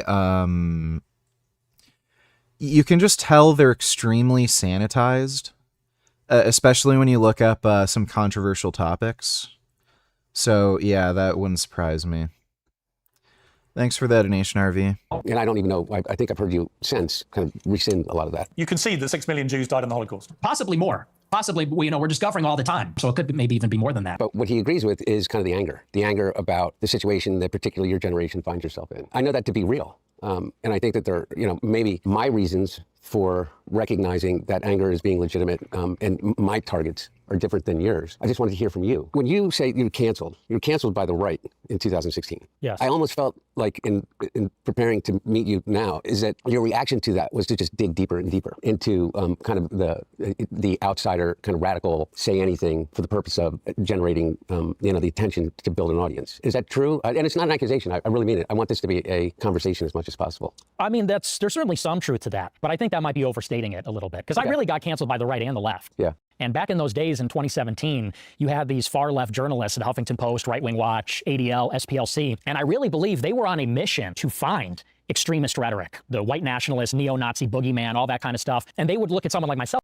Buddy, you were literally trying to convince people the Holocaust never happened. 18, and if I was being serious or joking, things taken out of context, they would clip it, post it, and they wanted me to be the villain. And I think they wanted a lot of people to be the villain. I think the left, in a way, kind of created this climate where I think they pushed a lot of people farther to the right. No, by the way, that very well may be true, but you gave them a lot of ammunition. That's true. I mean, I hope that some of those things that you said in the past are not things that you believed in and that are you meant just to engender like a really radical kind of response. I mean, is that true or no? Well, again, I think that back in those days, you could not say anything. In 2017, 2018, cancel culture was so in overdrive. Any joke, any edgelording, anything like that, they would, first of all, there's no sense of humor. I'm so old. I don't even. Okay, well, to break it down for you, so the dawn of wokeness as it's known today, I think was in like the post-Trump era. After Trump won the election in 2016, there was a big movement to deplatform and kind of push away those who, I guess the left feel like had galvanized them into the presidency. So there was this big idea that if you push people off mainstream social media platforms, they would go away. Now we know through Trump's re-election, that's not even true. But at the time, that was the mantra. Problematic viewpoints needed to be silenced, tucked away somewhere. If Trump enacted a special tax that was only levied on non-Christians in the US and guaranteed they won't get stoned, murdered or thrown in jail for not converting to Christianity plus they were exempt from military service, would Destiny call that good? I should have brought up that point during the debate. That would have really made him look stupid. Again, he's trying to apologize for Islam, like saying, oh, it's not that big of a deal, jizya. Okay, so why don't we do that here? You'd have no problem with Trump doing that, right? Like, just so fucking stupid. Thanks for that donation, Sid. Somewhere, and they would just sort of die in isolation. So I think that was the climate where you first got started, 2017. That time period was like crucial for getting people off mainstream platforms. Is that correct? Yeah, and I would say that you got to get into the psychology of those days. It felt like anybody that wasn't on board with the most progressive. There's a reason why most news networks are leftist. It's because, like a lot of these journalists and shit, they went to college. And colleges are a breeding ground for communist ideology. So just because these people are educated, college educated specifically, they're just so much more likely to come out with a left-leaning bias. So yeah, it's just the way it works. The mainstream media is just inherently going to have a left-wing bias because, again, there's a disproportionate amount of people in mainstream media in particular that are college educated. Progressive agenda had no options. There was just no alternative. It was going to be. And by the way, when you look at all these leftist political commentators, like the Young Turks and Sam Cedar, they're college educated, and they've come from extremely rich families where they're able to go to like private schools, go to the best colleges in the country. So, like you can see a fucking pattern. Progressive, liberal, feminist, BLM, all that kind of stuff. And if you were to the right of John McCain, you're no platformed, censored, banned from all the platforms. You're fired from your job. You're ostracized socially. And I think what happened really in 2021. You can bring it up next time, VG. I can. Thanks for the donation, Dodo.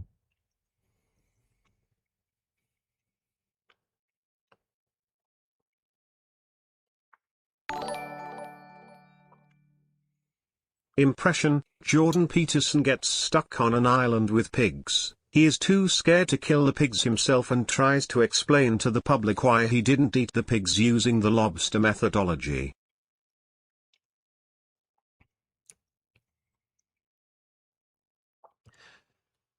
You know, when I was traveling to Arizona last year, because Canada has become such a leftist cesspit of communist nonsense, and it's just not good, my plane crashed, and I ended up stranded on a desert island, surrounded by pigs, and I was starving, and of course, because I'm on the carnivore diet, well, there's all these pigs around, so, you know, it makes logical sense. All right, well, I guess we're gonna have to kill some pigs, but I couldn't bring myself to kill these pink little cute creatures. But the darkness inside me just couldn't overrule my conscious mind.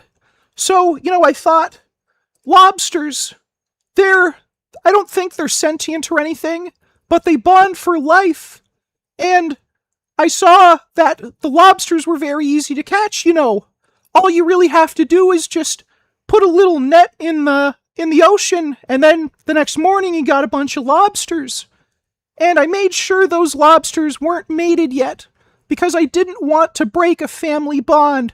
So I decided to just eat the lobsters until the life raft with helicopters came to take me back to dry land.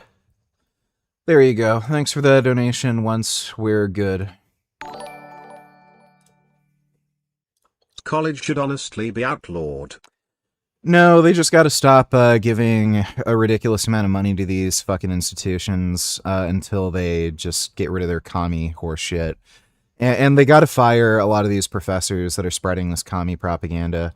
One of the biggest things, too, is just foreign influence. The Chinese, Qataris, they're putting in a ton of money into these colleges. And that, like, I think that's a big factor that's driving up the, like, commie fucking Islamic fucking horse shit.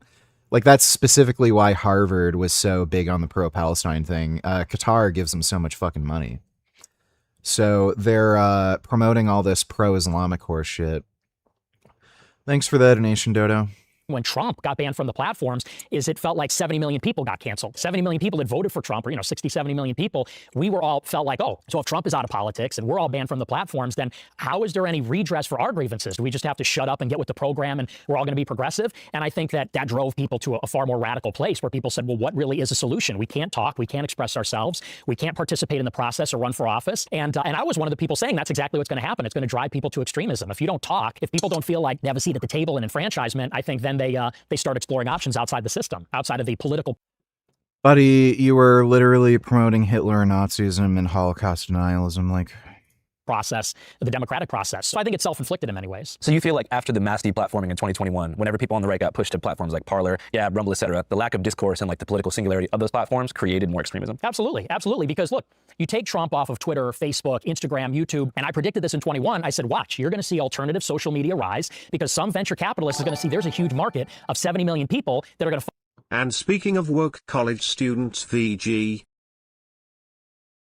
I'll look at that in a second.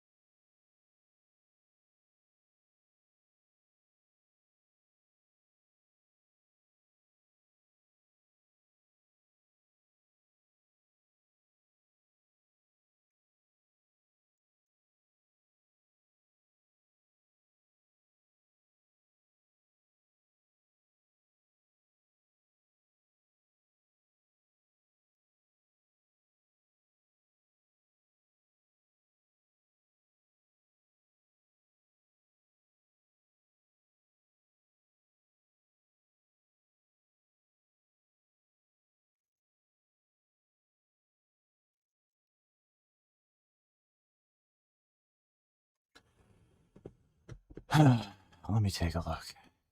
On February 5th. Oh, my tummy is so full.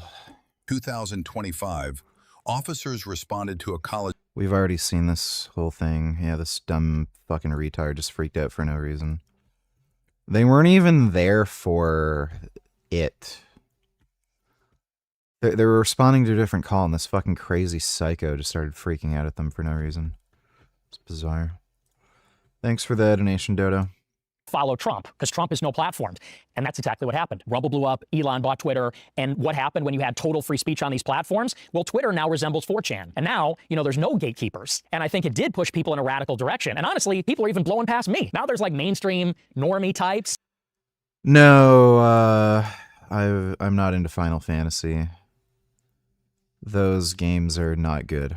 That are even blowing past me in terms of how radical they are. People start saying things like, there's no political solution, there's going to be a civil war, we need a revolution. And I think that's because the message from the left was, you're crushed. You have no options, you can't win, there's no alternative. Trump is going to be indicted, in charge, and can't run. You can't be on Twitter, you can't have a job. And so people started to say, okay, well, we still exist. We're still here, we still have these concerns. What do we do now? And then people start to say, well, we need a revolution. And I'm one of the only people saying, no, we should still engage in the process and talk with each other. And it's not all one-sided. I think there's problems on the left and the right, but I certainly think it takes two to tango. Okay, so there, we agree. I think that there are problems on the left and the right, and I don't disagree with some of the things that you just said. I guess I just came to a different conclusion, that there are some things that people should be deplatformed for. Not that they can't say it when they want to say it, but I think that it's a right of anybody. Okay, top three things. What do you think? There's a difference between being able to say that you're proud of your white heritage and also being just flat out racist. I think that there's a difference between saying you're proud of your Christian heritage and the white culture from what you come from and Nazis, or that you adopt the Nazism as a legitimate ideology. I think that there's a difference between saying that you disagree with the United States policy as it relates to Israel and saying that the Holocaust didn't exist. I was like, Mom, Dad, Hitler was awesome. Hitler was right. And the Holocaust didn't happen. And my parents were like, we cannot believe.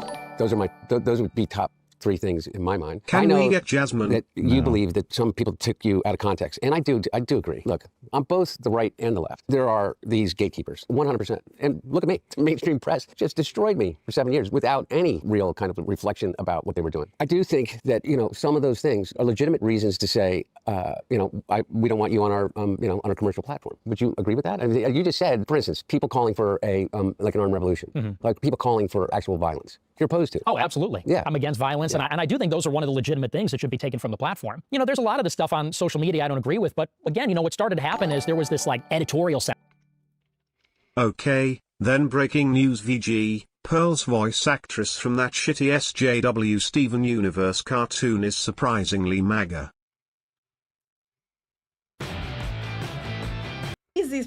Clownfish TV is fucking garbage. I don't know what that show is, and I don't care. Thanks for the donation, Dodo. Censorship, where certain ideas were banned. And it was such a broad brush and also totally opaque and ad hoc. You'd be on YouTube, like I was, for example, they banned me for life and didn't even give me a reason. Not a specific quote, not a specific infraction. And so you don't know what the rules are. You don't know what the process is. They just take you down. And especially now when everything is digital, it's not just the social platforms, it's the other ones like Uber, Airbnb, whatever. It feels like you're being denied almost something like a civil right, because the social platforms are the modern public square. Increasingly with Uber, Airbnb, the banking apps, you can't live your life without the tech platforms. And it felt like if you just simply had the wrong opinions or you were the wrong kind of person, you were being deprived of like a basic civil right or being able to participate in society. So, and I think maybe that's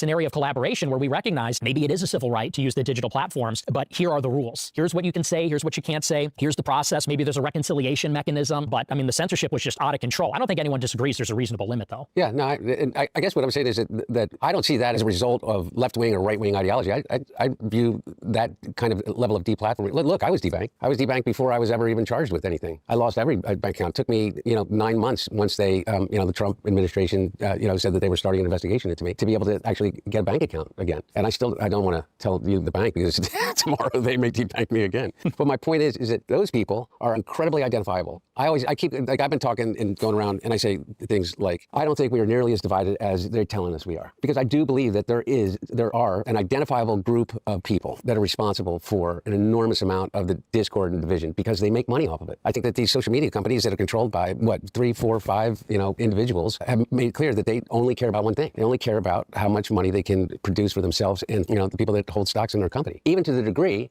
where we know for certain that they're driving teenage girls to the highest levels of suicide by a factor, like exponential factors, directly related to the content that they're being pushed, and they won't do it.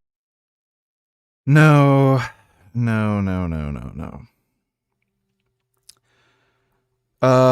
Teenage girls are doing this shit for attention and nothing else. It's just fucking ridiculous. The idea that social media is pushing people to commit suicide is like the most fucking retarded horseshit I've ever fucking heard in my life. They're just doing the shit for attention. Girls always do shit for attention. You can actually track epidemics of anorexia with news articles about anorexics. So, like, there are being news articles made about, like, specific girls who suffer from anorexia. And then after that, anorexia rates skyrocket. It's because these girls just fucking want attention from, like, whatever the fuck way they can get it. They're, like, just deranged. I think there's, like, an inordinate amount of women with, like, personality disorders, like histrionic personality disorder, psychopathy, sociopathy, narcissism, and shit. Yes, you do. You said you watched clips of Steven Universe online and you said it sucked. Remember? Like, I've seen clips, but, like, I don't know what the fuck it is. I don't know what the story is. I just know the animation sucks. Thanks for that donation, Dodo. But, like, again, the idea that social media is driving fucking suicide, like, give me a fucking break. You do not need to talk to anybody on social media. You do not need to look at anything on social media. If you're looking at something that's fucking bothering you, you can just stop. The only reason they're fucking still using social media is because that's their means of getting attention. They care more about attention than their own fucking well-being. And if that's their interest, then go ahead. Do whatever the fuck you want. If you want to, like, become anorexic and fucking miserable and kill yourself because you think that'll get you attention, go for it. Like, I believe everyone should have the right to do whatever the fuck they want with their life. If these fucking idiots want to, like, again, get attention at any cost, let them fucking do it. As long as they're not breaking the law. But yeah, I can't get over this fucking horseshit that social media is driving people to commit suicide. Like, you don't need to use it. Nobody's forcing you to fucking do it. It's not like, you know, if you're getting abused at your fucking workplace and everybody's bullying you, well, you need a job or else you're going to become fucking homeless. Like, that is something that would, you know, be something that's kind of unavoidable. But social media, you can put down your phone. You can just watch a movie. You can read a fucking book. Like, it's stupid. Do anything about it. Right. And so, to the same degree, I think they, you know, a lot of what you call wokeness was maybe an illegitimate, but a financial decision based on a lot of these corporate psyop, maybe. Try telling that to a 13-year-old girl. Bull fucking shit. Okay? I hate this fucking crap that, oh, but kids don't know any better. Yeah, they fucking do. Like, dude, this is like putting your hand over a hot stove. Kids know not to put their hand over a hot stove. Like again, this is just a basic fucking, like, reptilian part of your brain where you know better to avoid something that's going to fucking hurt you. If you're on social media, you know it's fucking bothering you. You read comments where people are fucking bullying you or something. You get upset. You know the comments are bothering you, but you keep going on social media anyway. It's because you're getting something out of it that you want. And for a lot of these girls, it's just fucking attention. So if they want to get attention at all fucking costs at the expense of their fucking mental health and everything, that's their fucking choice. Don't give me this bullshit that they're fucking kids and they don't know any better. Yes, they fucking do. Kids aren't like some kind of weird pre-programmed insect that will just do things even though, like, it's clearly not working. They're not fucking ants or anything. No, kids are fucking rational fucking actors who can make decisions, okay? It's as simple as stove hot, I don't like hot on hand, I move my hand away from hot stove. Social media is the same way. Oh, I don't like the mean comments. It's making me upset. I'm going to stop reading the comments, but they don't do it because they want the attention at the expense of their mental health. And again, that's their choice. They can fucking do that. Don't give me that fucking bullshit that it's the social media's fault. No, it's their fault. Corporate side. Thank you. I mean, by the way, exactly. You know, I mean, I just wanted to back up real quick. So you talked about certain people going too far. About 2.5 months ago, I visited a whites-only community in Hardy, Arkansas. And I don't know why. I guess coming from like a more like left-wing place, I'm from Seattle. I kind of assumed there was like a united front on the right for some reason. So I'm out there, I'm chilling with these dudes. They're like sword fighting, having barbecues. It was, I mean, overall, it was a good time for them. I had a hard time connecting with them because I don't agree with them, but it's all good. I was having fun for a couple days. And then, like, right as I was there, I guess you had hit them up on X or something and said like, "Hey, I don't want to associate with you guys." What happened there? Well, that was really more of a personal disagreement with the guy that founded it. Yeah. But I do think it's an interesting project, and it's interesting. I have a 12-year-old girl. All social media is blocked on her phone and PC. Problem solved. It's that simple. Like, again, I don't like, this is such a lefty brain rot mentality. Rather than letting people have like autonomy over their own fucking lives and bodies and letting them raise their children however they want. No, we know better. We control your life. We're a bunch of fucking commie fascists who will tell you what to do because we know best. Like, parents can parent like you. If you think this is bad for your kid, you can make the decision to take it away from your kid. It's that simple. Like, it's just brainless. Why do people treat children like they are some pre-programmed insect? I don't know. Like, people are just fucking idiots. Like, I don't know if people like forget what they were like as children or something, but like I recollect my childhood very fucking well, and at no point do I ever remember, oh, I was a dumb kid. I'd put my hand over the hot stove, and even though it hurt, I just kept it there because I was a dumb kid. I didn't know anybody. Like, no, I could recognize if something was frustrating me and just fucking stop if I wanted. Like it's stupid. Thanks for the donation, though, Dodo. That got so much pushback, this whites-only community, because you know what? If you go to a lot of these different neighborhoods... I think I have played Hitman Blood Money. No, I didn't. I played Hitman Absolution. That's the one I played. Yeah, I got into the Hitman series after Hitman Absolution came out. I never played Blood Money. Major cities, there are ethnic enclaves, and it's not like there's an explicit rule that you have to be a certain ethnicity, but we all know in Chicago and New York and LA, you got certain neighborhoods where it is 80-90% one ethnicity. Yeah. And I think there's a lot of white people that say we kind of want something similar. I don't think there's anything. Well, okay, let's back up. If you want to talk about the histories of New York and Chicago, I feel like that was also a conscious decision that was made. Okay, this is something that I kind of agree with Nick on.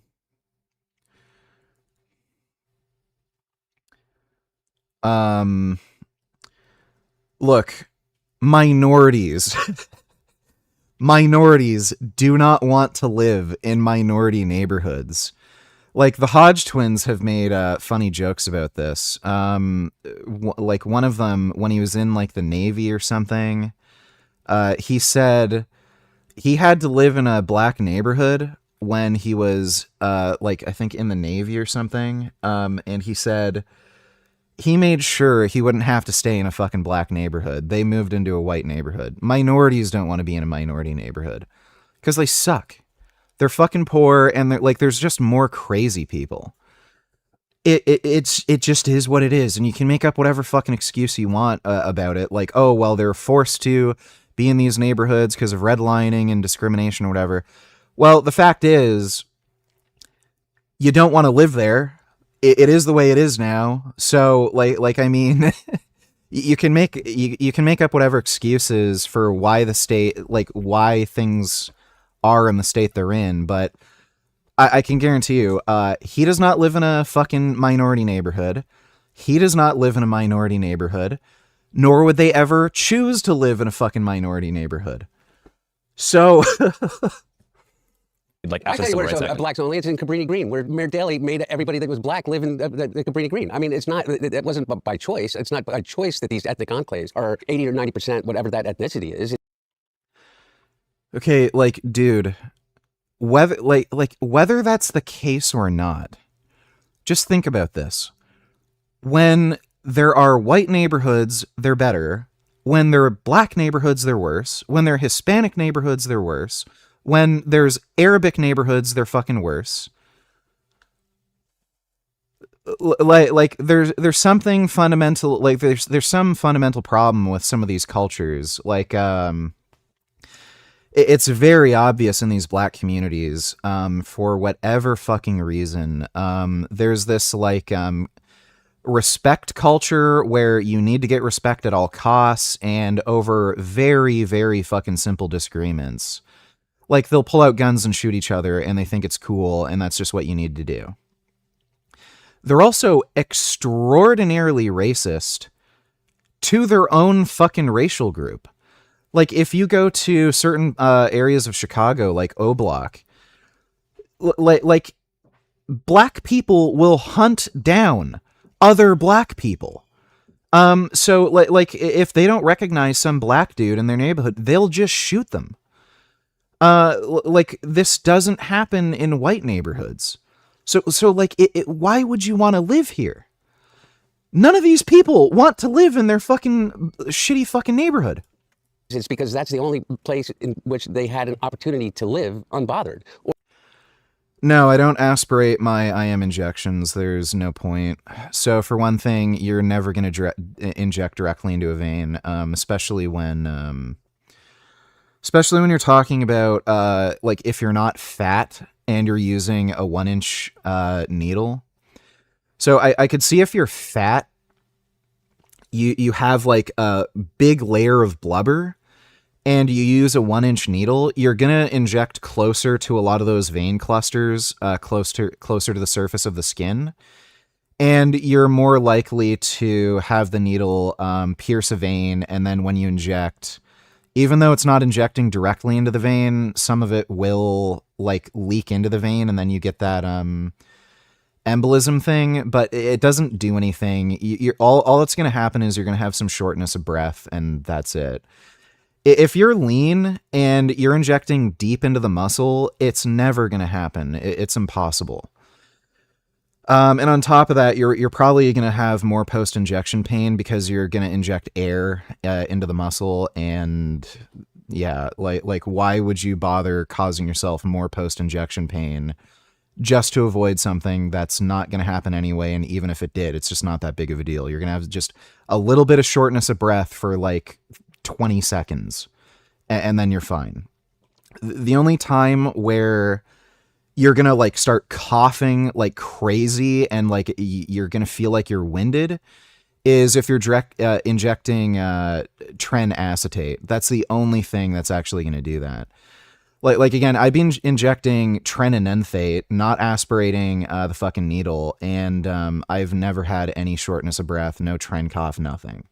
The only time that happens is if you're like injecting Trenace, like, and it's not even because of the embolism thing. It's because of like a weird prostaglandin response that tren causes.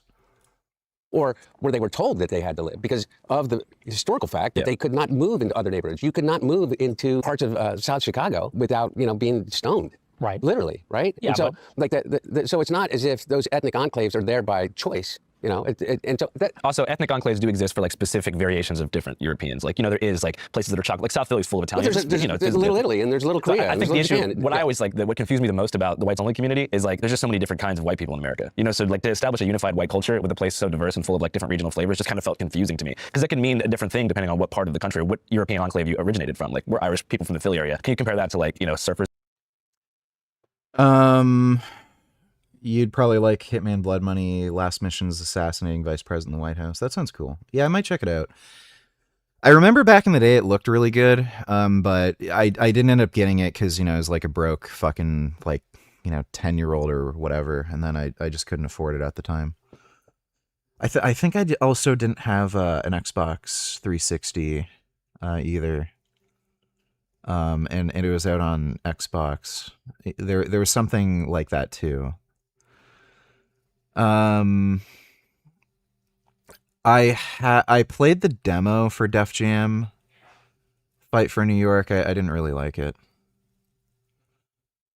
So many black people are opportunists. That is what they seem to teach within the black culture.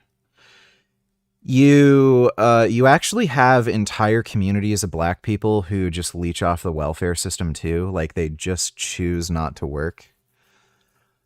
There are some white areas that do that, but it seems a little less to do with them actually being lazy and more to do with them being like genuinely fucking retarded, where they literally cannot work a simple job like being a cashier. But yeah, they're like, we've all seen the EBT shit, you know. In San Diego, or even like Italian Americans in Staten Island. I don't know, everything just feels so different. So when I got there, I was trying to identify what they meant by white culture. It wasn't really based on shared like cultural practices, but more the exclusion of people who weren't white. So they weren't like stoked on being European necessarily. They were more just like, oh, we're here because those people aren't here. So it just kind of felt more negative than constructive. Yeah, I mean, like I said, I'm not really involved with that project in particular, but I think that, look, I mean, you talk about the anger that's out there and the frustration. And I think part of the frustration, let's be honest, is that white people do feel like we are being boxed out in major cities in the country. And it feels like, look, there's a little Haiti and there's various ethnic enclaves where you get that local culture and they do their, cultural festivals and that sort of thing. And white people feel like they're being pushed out and they want a space where things are familiar. Do you feel the same way about the Italian festival that happens in every city? Well, here's a good example. So, or St. Patrick's Day? Well, there's no Irish neighborhood in Chicago. Little Sure Italy. there is. I mean, there's some Also, remnant in Bridgeport. Yeah. And, It's important to note that, like, I'm not trying to get into like a shouting match here, but like, as a family coming from a family who did leave Philadelphia in the 60s because of black migration from the South after the Civil Rights Act was passed, there was a sort of like mass flight of white people into the suburbs, and that kind of led to a homogenization of different cultures because they rushed so fast to build these like identical strip mall suburbs that it was very hard to maintain cultural bonds that made different European and white neighborhoods unique around like the 1950s and before. So I feel like the mass suburbanization is also a big factor that led to those like cultural bonds breaking. Yeah, but why did that happen? I mean, a lot of the suburbanization is because of the race riots in the 1960s. People moved out because of the violence. My grandfather was in the National Guard in Chicago when, after MLK got assassinated, the whole West Side burned to the ground. Yeah. People didn't want to be around that anymore. Why were the riots? MLK Jr. was assassinated. Yeah. Yeah. And so does that justify burning down the city? No, I didn't say it justifies it, but it sure justifies an enormous amount of the anger, the same kind of anger that you feel about being left out, the same kind of anger that you're expressing right now about the idea that you're culturally irrelevant, that you don't have a place in society. Imagine if you were a 26-year-old black man in 1968 and saw your hero be assassinated. I saw Trump get shot in the ear, and did he? And I saw Charlie Kirk get shot, and I didn't see any cities get burned down. It's funny how that I think works. it's a very, very, very different thing. I think How is it's that different? Charlie Kirk different. got shot in the neck. Yeah. And liberals celebrated all over social media by Tyler Robinson. Yeah. Who is what? Who is some liberal guy. He is? Mm-hmm. But he's got a transgender boyfriend. Does that makes him liberal? Because he's transgender? Because he's gay? So. Well, because he's got a transgender boyfriend, yeah, I think so. It makes him liberal? I think he was liberal, yeah. Okay, well, he didn't come from a liberal family. He didn't come from a liberal enclave. He didn't come from a liberal background. He's not a minority. He was a Mormon, correct? And grew up in a Mormon household, and he went to a largely Mormon college, and he ended up committing an act of violence, according to the FBI and the authorities in Utah that charged him. How does that in any way compare to what we're talking about? I'm not justifying the violence that occurred after the death of Martin Luther King, but you're saying that person,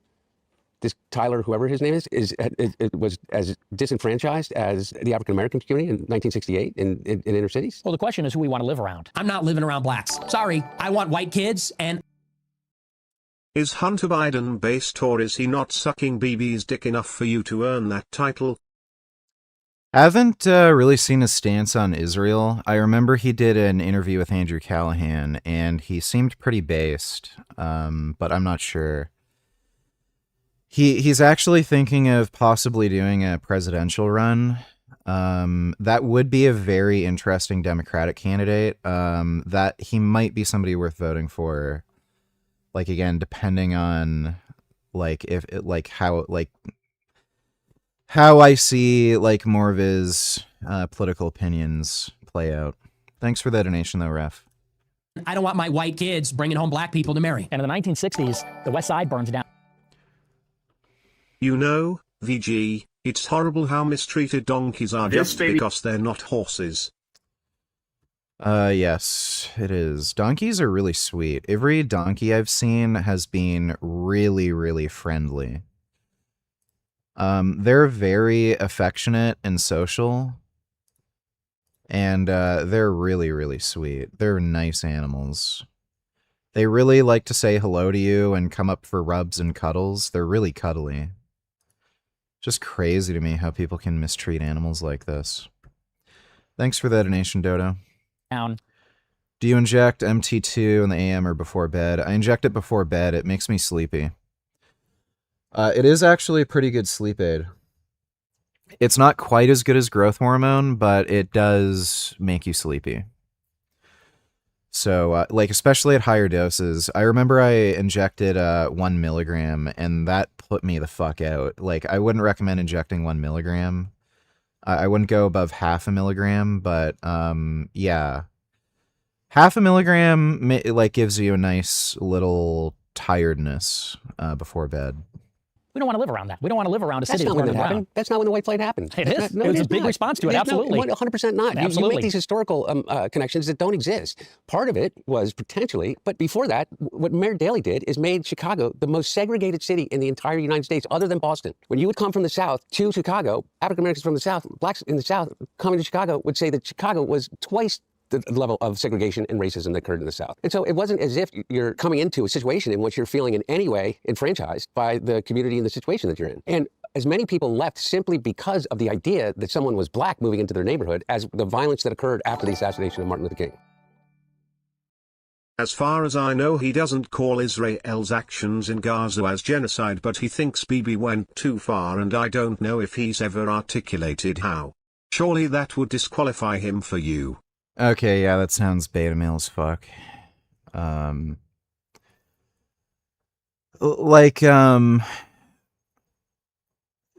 Democrats just seem to have a lack of national pride. Like, these people were cheering in the street when 9/11 happened.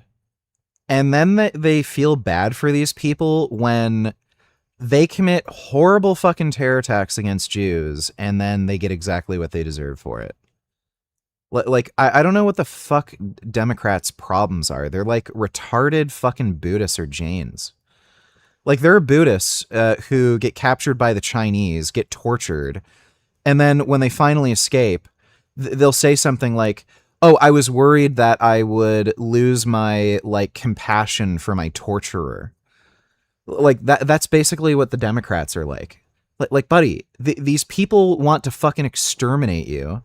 They're cheering in the street during 9/11, and then you feel bad for them when after they commit another terror attack, they get the appropriate military response back. Like just the fucking cowardice that these Palestinians have. Like, again, they will cheer in the fucking street when Jews are killed, when Americans are fucking killed, when terror attacks happen. Oh, Allahu Akbar, la la la la. They're just absolutely, overcome with joy.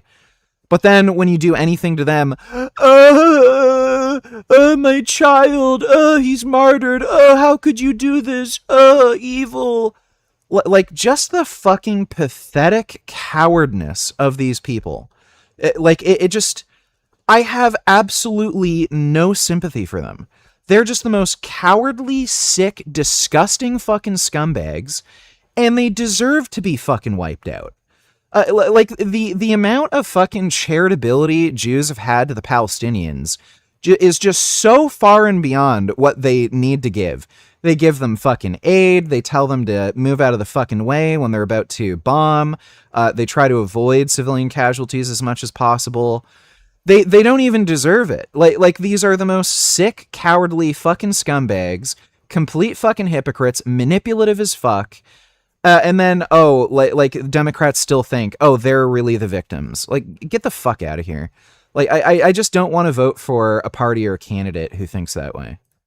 So the numbers actually, pre-1968, when King was shot, you had more people leave the city because of the desegregation, because of the 1964 Civil Rights Act, than you did after the riots. I think that's just not true. I think that the race riots were a huge driver of white flight to the suburbs. I think Ref Donate Tellers, he's either implying Netanyahu is incompetent for not preparing for the October 7th attacks, or that he let it happen. What do you think?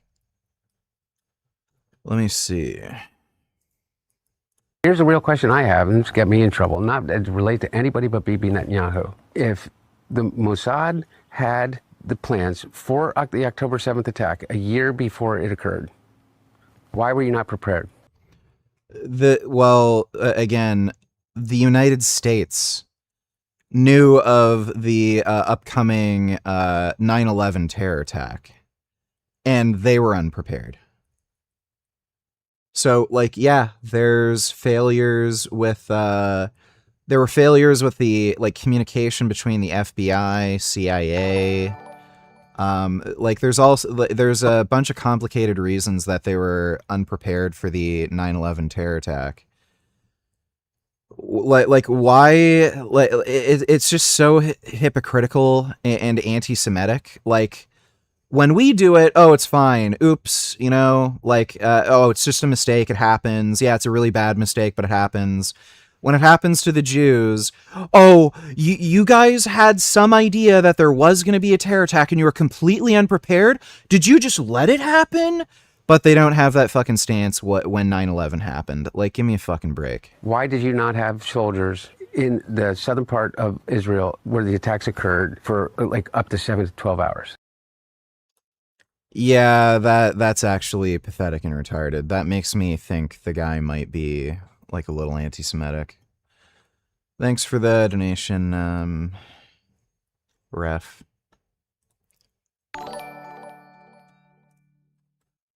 You mentioned in a debate how you would be down for the killing of predatory animals, yet you own a cat. Domesticated cats kill more than any animal in the world. Would you be okay with someone coming to your house and killing your cat to save the birds?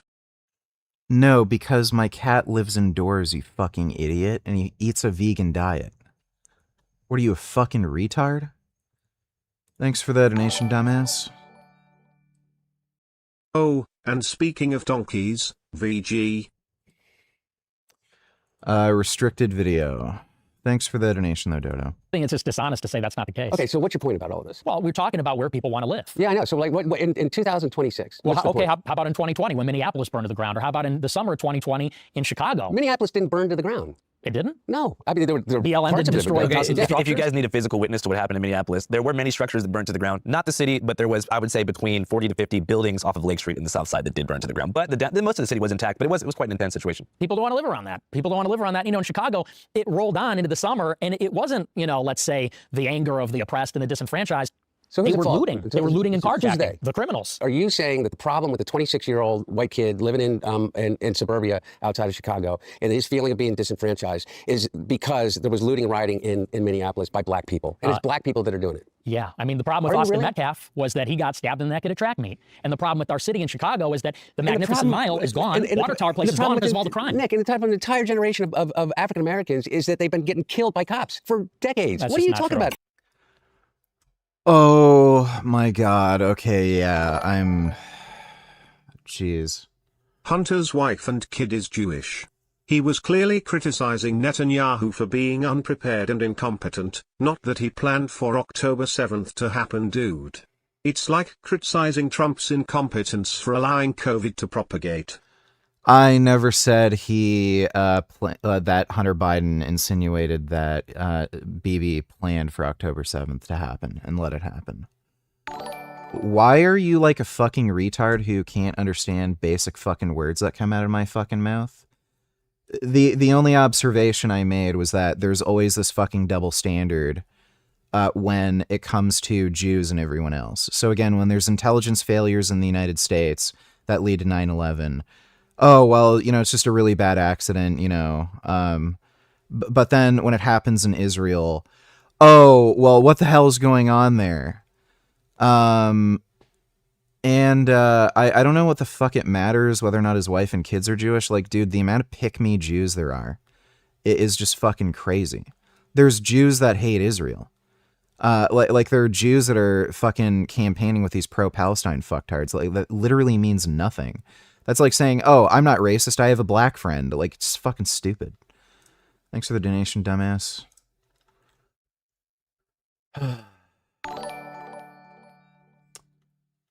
Oh wait, this is what I wanted you to see. Page isn't available. Thanks for the donation, Dodo. Vegan gains only tellers, that's antiseptic drool. Okay, that's great. Thanks for the donation. Oh okay, so if Gummy escaped the house for a week and someone thought he was a stray, and killed him to prevent birds and mice from being killed, that's morally acceptable and you wouldn't have a problem with it, right? Not necessarily. If they can just pick him up or something and then scan if he has a fucking tag, that would be the better thing to do. But how the fuck would he escape? Like, I'm a responsible pet owner. Fucking idiot. Nick, Unless they commit crime. And listen, it's not... Nick, what? that's not true. It's not true. Are you saying the police brutality as it relates and racism in the police force, in the way in which police treat African Americans? Nick, you could grow up here like I did between Wilmington and Philadelphia. And if you were a black dentist and you lived in Wilmington and you commuted to Philadelphia, the chances of you being pulled over by a state trooper, either Delaware or in Pennsylvania, are about 50 times that would be if it was a white guy. Okay, so yeah, this is just fucking stupid. So he's conflating arrests with shootings. So first he said cops are shooting black people like crazy. They're not. Police actually, this is being studied, police actually have more discretion when shooting black suspects. When you consider the amount of police interactions that happen between black suspects and other non-black suspects, when you account for that, and when you account for the crimes being perpetrated, so violent crime versus non-violent crime, cops are less likely to actually shoot a black suspect. Now he's talking about just like stoppages and arrests. That is where there is a clear racial bias. Police are much more likely to stop and wrongfully arrest black people. They are not more likely to shoot black suspects. And again, the number one killer of black people are other black people. Like, it's kind of bizarre that, like, there's this Black Lives Matter thing that was going on with the police. Like, again, we know the statistics. Black people are less likely to shoot black suspects. And all this outrage over some of these police killings, most of them were justified. They were like, there were riots going on when a cop shot and killed a fucking black suspect who was like overpowering him and trying to fucking steal his gun and kill him. And there were riots for that. And this guy had a fucking huge violent criminal history too, with armed robberies and shit. So again, the number one killer of black people is other fucking black people. So if you're gonna like campaign about like, you know, black people getting gunned down, you should talk about the problem with fucking black community, where you have these black people forming gangs where they just fucking shoot and kill other black people.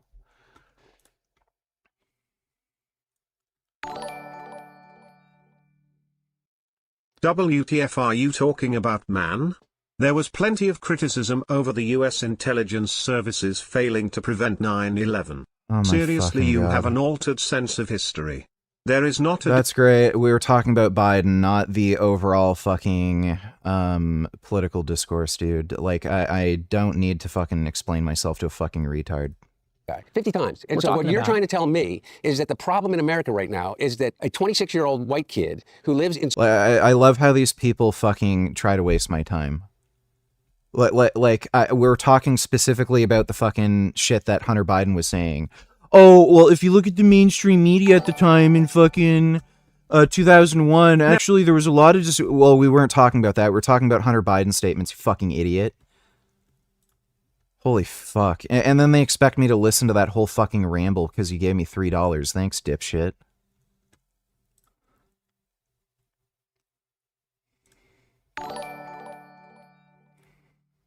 Never mind, here is a better story for you, VG. Speaking of donkeys, VG, let's see how the Palestinians treat them. Animal this is? Think again. It's not a zebra. Zookeepers in Gaza City have painted up their donkeys to look like zebras in hopes This is probably very bad for them. of drawing crowds to their dilapidated zoo. The zoo used to have 2 zebras, but they died of hunger earlier this year when they were neglected during the Israel-Hamas war. Typical. You specifically mentioned 9/11, so I responded to that. Also, I love how you think everyone is just wasting your time, as if anyone cares what you do with your time. Lol. That's great. Thanks for the nation, stupid. The popular animals were too expensive to replace, so keepers decided to design a pair of donkeys with black and white patches. These people are like these people belong in a fucking zoo. They should be in the fucking like monkey or chimpanzee exhibit. Like, just fucking retards. Thanks for that donation, Dodo. In suburban Chicago doesn't feel like he has access because he's been canceled or he's been woke. And the problem is black people. I didn't say the problem's black people. Well, you just did, Nick. You just said the problem is crime. And we know who's doing the crime in Chicago. The carjackings, shootings, teen takeovers. We know why there's no business on the Mag Mile anymore. And it's because they steal cars, they drive them through windows. And listen, black people are some of the biggest victims of the black crime. But we're not allowed to talk about it because of the racial What do you mean dimension. we're not allowed to talk about it? We're talking about it right here. Hey, guys, you have a platform in which millions of people listen to you, Nick. Well, after Elon had to buy Twitter and open it up. It wasn't like that before. I was banned from everything for many years. So no, you weren't allowed it. You're right. We can talk about it now, but that's only because the good guys won. Hey, what's up, guys? There's something I forgot to tell you about. We also just launched our own streaming platform called C5.now. We have 5 films on there right now. Film number 1, The Art of Protest, made by the homies over at Indecline, who we interviewed a few months back. Film 2, Rat Film by Theo Anthony, set in Baltimore, investigates the lives and times of the rodent population through the eyes of the people who love the rats of Baltimore, study the rats of Baltimore. Documentary number 5 is my own. Had to put my app. So get your popcorn, get your remote, sit down. It's time to learn. I'll see you guys soon.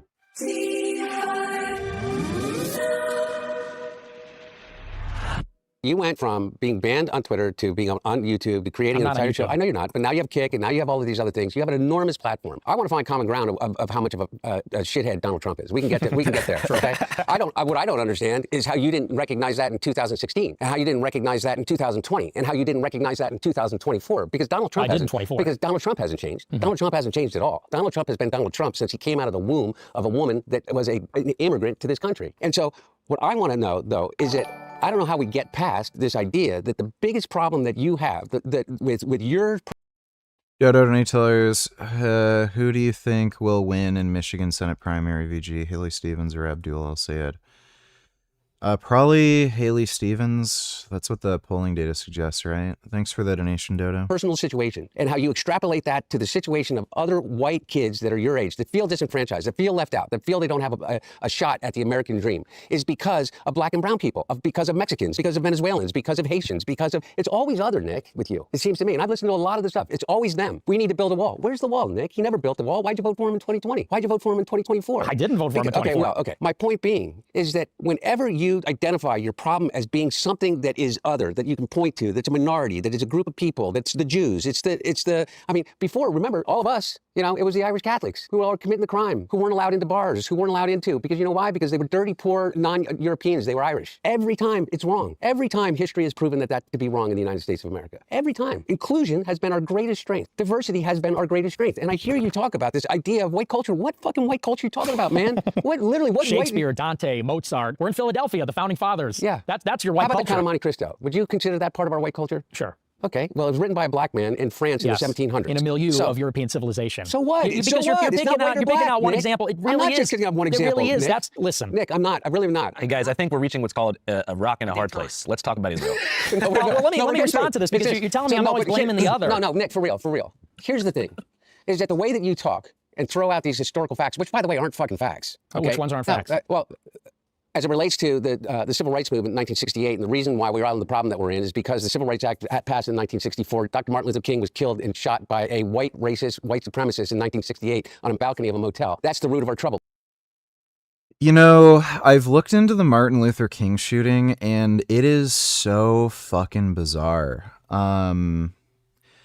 The guy who supposedly shot him denied that he did it. There were a ton of witnesses that said they never saw him around that fucking area, and that some of the places they saw him, he wouldn't even have been able to make it to that spot that he committed the shooting from in time. It's really, really weird, the kind of conflicting evidence. That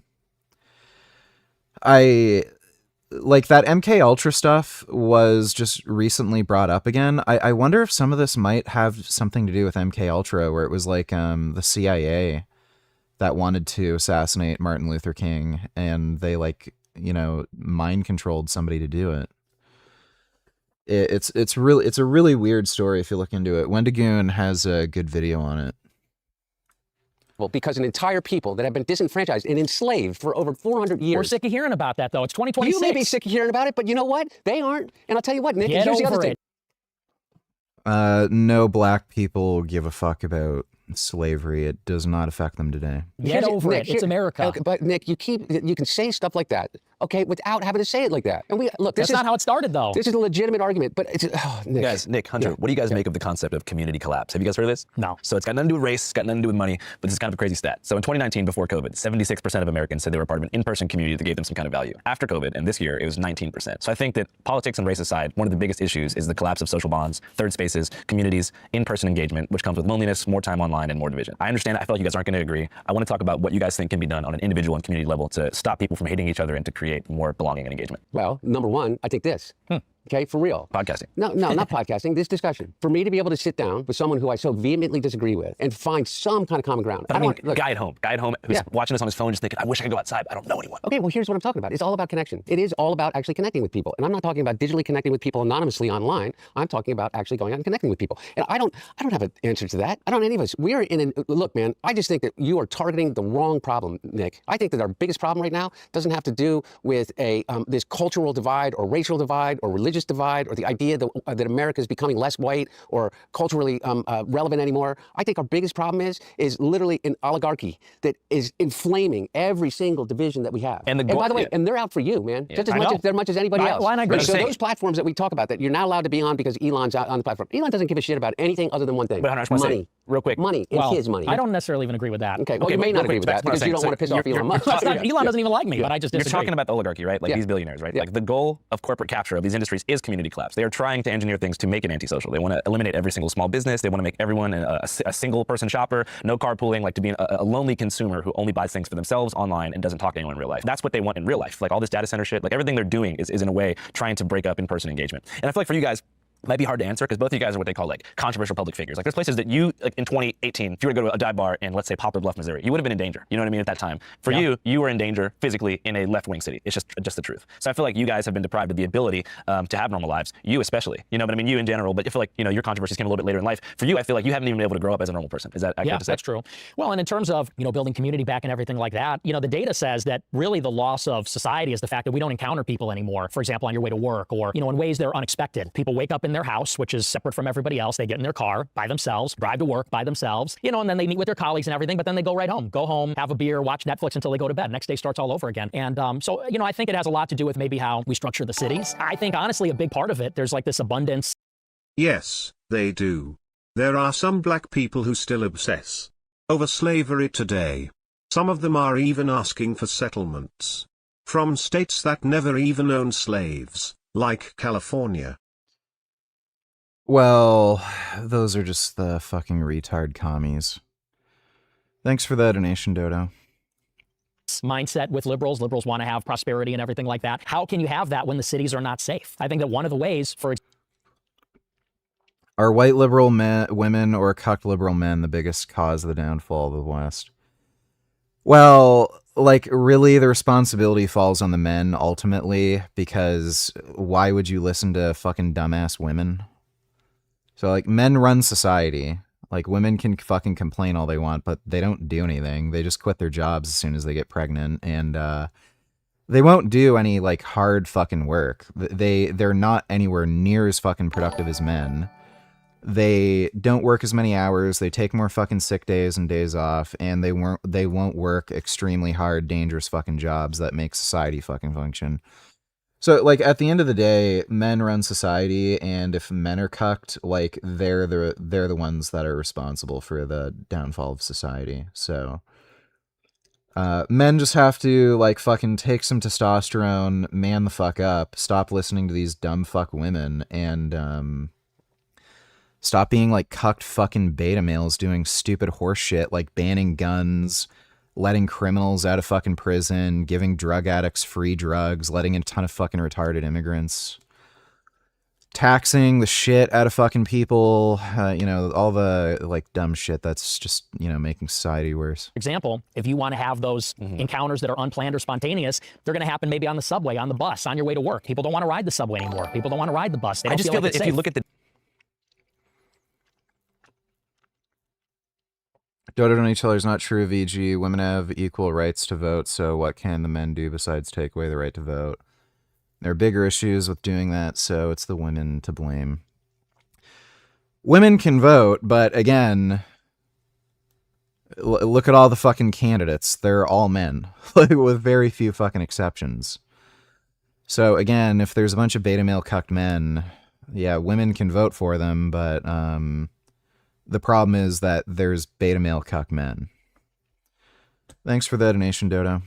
The data like right now, 2026, I think 2025 had the lowest homicide rate of any year in America for like the past 40 years. I feel like if you compare data from the 90s, like the cities, I get what you're saying, but the cities I have noticed are a lot safer. They're also, becoming more expensive as well. Could have something to do with it. You're absolutely right. What you're saying, Nick, is impossible to refute, right? Because everybody has an experience with violence or witnessing a crime, or whether it's just in their local newspaper or not. Is that I don't think that is in any way limited to only urban environments. I take the top 10 poorest red states in the country, and their crime rates are 10 times what many urban centers are. So you'd be comparing like West Virginia, coal country, disenfranchised to like an urban neighborhood. Yeah, in terms of per capita crime, in terms of per capita murder, in terms of per capita child sexual abuse, yeah.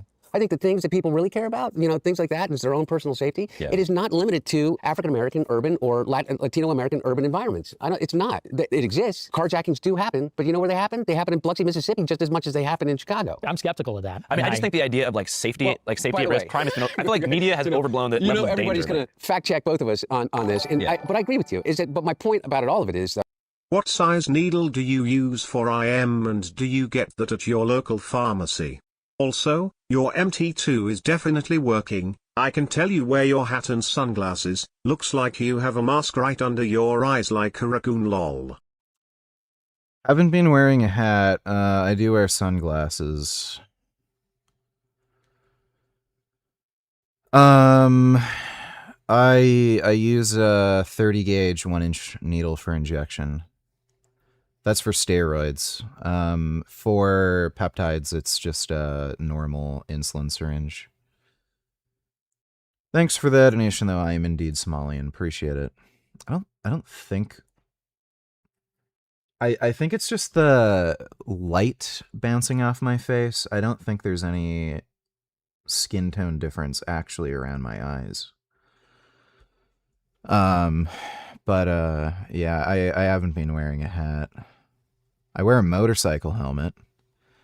But yeah, I haven't been wearing a hat outside when I go outside. Though, is that you can always point to a reason, Nick. There's never been a time in which there hasn't been crime in major urban areas where you pack a lot of people in. You're right, though, is that the difference between us feeling like each other are neighbors and that we can find some common ground is the fact, you can live in existence now and by the time you're 56 years old and never really have to leave your house to make a living, you don't go to the community center anymore. And I don't know how to fix that. And I certainly don't know how to fix it with the age of AI. Right? Because community is like an essential human need, if not the most important thing. Mm-hmm. So when you are deprived of that, you're more likely to look for a radical solution and be like, everything's broken, we need to try something really out there. So you might embrace something more reactionary on left or right to be like, fuck this, we need something new. And so, and I'm not trying to draw this like male loneliness, like incel pipeline that the media tries to do all the time, but do you see a connection there between like people being lonely and having less friends and subcultural choice taking over community value systems or community engagement and people just like driving to the extreme? 100%. I think social dislocation is probably the #1 problem of our times, because you look at the young people and you're right, it is one of those essential human needs is to connect and have that sense of familiarity, to be seen, to see and to be seen. And that's something young people don't have. And I think, by the way, you look at the way young people socialize and even the mentality, I think a lot of young people have this absolute drive to go to college. Why? It's an extension of high school. And what do high school and college have in common? It's a community. You're in the quad. You can see and be seen. There's sort of like a status, reputation. You're constantly involved with other people. And I think everybody, young people, look at when they graduate from college like falling off a cliff and now life is over. Because now you just have your job, the gym, and going back home, and that's it. And this is why a lot of young people then want to move to the big cities. Got to go to New York, got to go to Chicago or LA where it's happening. And they want to get a condo or an apartment downtown because they want to go to the bar scene, extend college a little bit longer. And I think that's just not really a sustainable way to have a society. There has to be a way for people to still have that sense of community outside of, let's say, college and high school, even into their adulthood and then into their old age. So yeah, I mean, that's one of the biggest problems going on. And I agree. I think it drives, even to your point about the whites only community in Arkansas, I think it is driving these, let's call it ghettoization or insulation of people going into these artificial values-based communities. Yeah. Because where are you going to find people? Go online,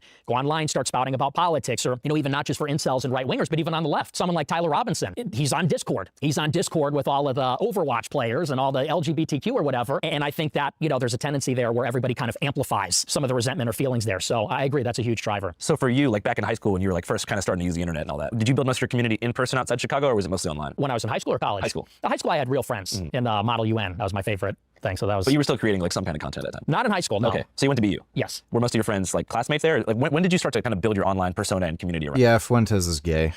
Yeah, we all know he's gay. It wasn't until I left college. So to that point, I had friends in college. And then when I left college and started my show independently, then it was all Inspired me to take blood work, or sorry, he inspired me to take steroids. How often do you get blood work done, and what's a good starting cycle of testosterone? Depends on how often you need it, really. If you're just on like test and you've gotten a few labs and you kind of know what it's doing, you like every 6 months really is fine. If you're doing some more advanced cycles with higher doses and like if you're adding in new compounds here and there, then you're gonna have to get it done more often. So like maybe every 2-3 months in a case like that. And when you first go on test, you just want to start on 140 milligrams a week or 20 milligrams a day and just go from there. Thanks for the donation, Kyle. Hope that helps. People online, and everybody I knew was people from my community for the most part. But your cancellation from mainstream platforms. Are leftist cucked men fundamentally beta, or do they put in an act to get vag, like in general? No, a lot of them are genuinely cucked, especially these days. Was effectively the same thing as like a community collapse for your personal life, right? Yeah, well, I wouldn't even say it was just the cancellation, but even more just returning home from college. What do you think would have happened to you, like career-wise and personal life-wise, if you never would have been mainstreamed? I mean, I guess removed from major social media platforms. Oh, it'd be a lot easier to make friends, let's say, because being banned on Instagram, you might as well be dead. In Generation Z, that's how everybody sees each other, meets each other, talks to each other. So I think I probably have a wider, livelier circle. Do you feel like you had less friends after that?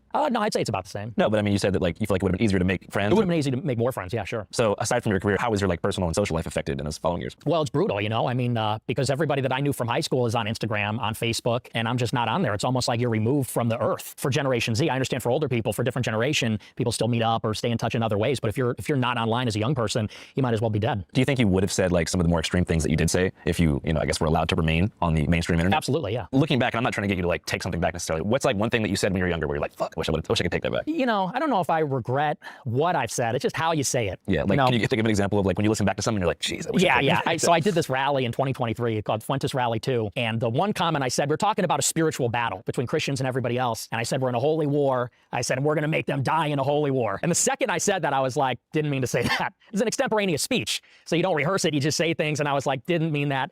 Shouldn't have said that. So it's always the how. It's always in the delivery that Nick, I can think of about 4 things.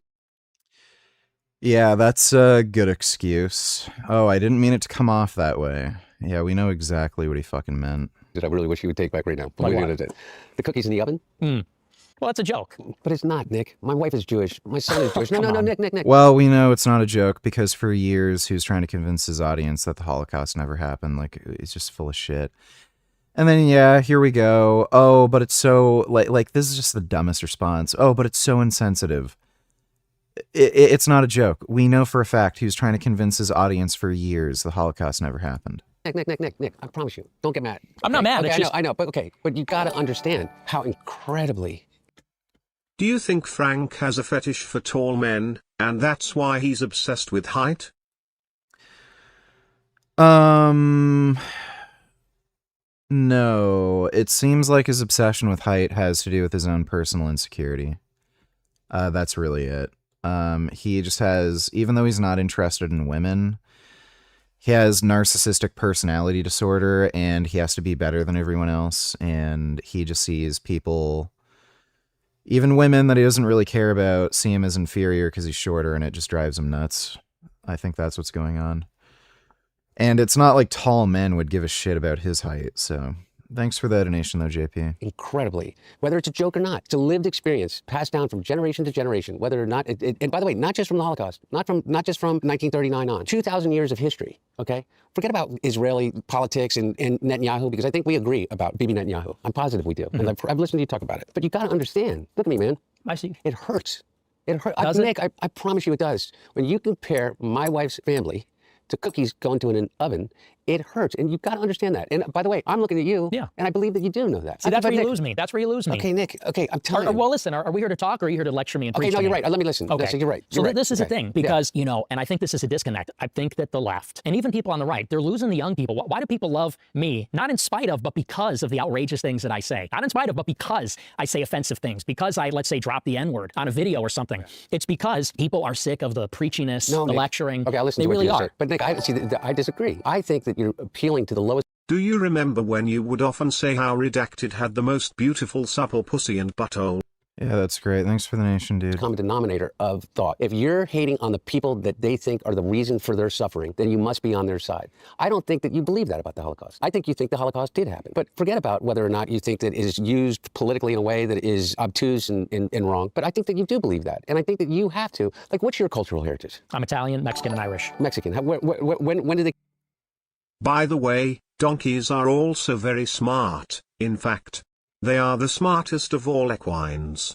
They're way smarter than horses, and people say they're stupid. They're definitely not stupid. I could believe they're smarter than horses. Like, I've met donkeys. They seem very intelligent. Thanks for the donation, Dodo.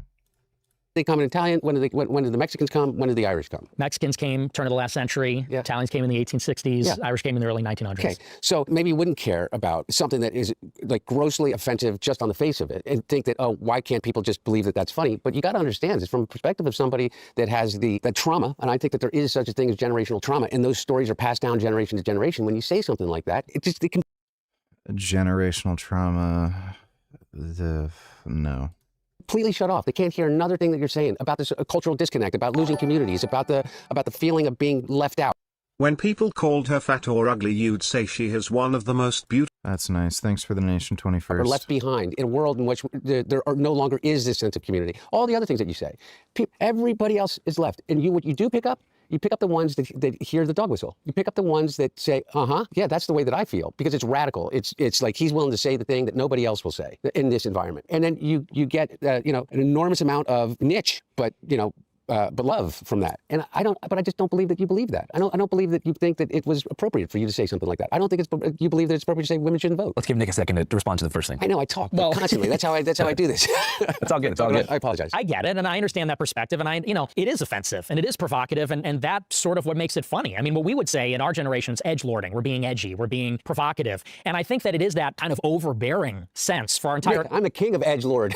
Well, in a certain way. Let's let Nick explain the psychology. It's that overbearingness that my generation's had our entire lives. That's not appropriate. That's not funny. Think of the trauma. That's racist. That's white supremacist. That makes it funny. That makes it different, interesting. And let me grant, by the way, I think that now, and this is maybe a concession towards you, now that my kind of humor has become mainstream and popular, I don't even think that that's funny anymore. People do the edgelording thing. It's become so commonplace and so tired. I don't think it's that funny or impressive. That's a big part of why I kind of moved past it, because 10 years ago, it was treated like sacrilegious. And there's something funny about the fact that you could say a word or make a joke and make people lose their minds and freak out. And it was like an international incident if you said the wrong thing. And I think that's what made it tempting, especially for a young person. You want to rebel. You want to be defiant. You want to be a little revolutionary or something. Now, as time has gone on, I think that's become a fad. Everybody does it. It's lost its power. And I think that, by the way, part of why we're getting less of it is because instead of getting the preachy lecture from the left saying that's not appropriate, people just roll their eyes. Now, when an edgy white person says the N-word, people roll their eyes and go, really? That joke again? People hear someone wears a Nazi costume, makes a Holocaust joke. People go, really? That joke again? It's not impressive. It's not funny anymore. We've seen it before. And ironically, that is what makes you get less of it, when you disempower those things by not giving them this over-the-top reaction, pretending like it's some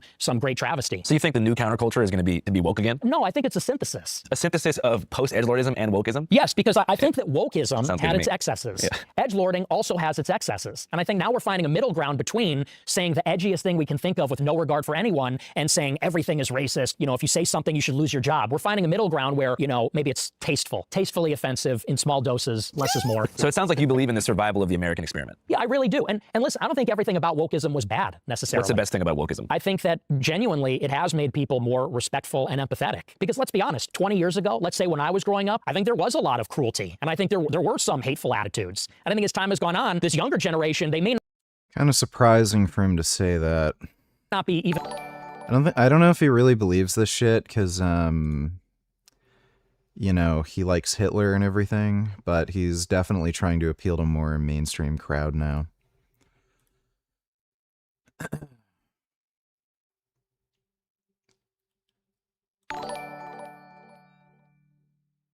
They are, in fact. They possess better problem-solving skills, a strong long-term memory, and a thoughtful approach to risk assessment. Well, that's pretty cool. I like donkeys. Donkeys are friends. Thanks for the donation, Dodo. Even left-wing. They may not be what you'd consider woke, but I think they are respectful of people that have different ideas or, different way of... No, I don't think I've ever tried mega stuffed Oreos. Favorite Oreos so far being the pumpkin spice Oreos, but they never brought those back. I'm not into Oreos anymore. Yeah, they lost. I just for whatever reason they lost the appeal for me. I'm just eating clean from now on. I really don't eat any junk food. Of life or from a different culture. We make jokes all the time about the fact that I'm like a far-right guy and I'm Mexican. People say I'm a white supremacist, I'm Mexican. And people make a joke that a lot of far-right people are Hispanic. And I think that's a consequence that there's very little genuine racial hatred in anybody's DNA anymore, or any kind of hatred. And I think that's positive, but that went too far. I think some of the... Can you please draw yourself in the midst of a roof rage, flexing your muscles at a terrified elderly woman who is in a wheelchair while screaming at her, "I am stronger than you. Admit it." Okay, I can do that.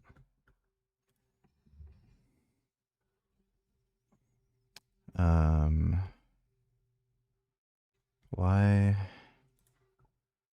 Oh wait, I'm being retarded.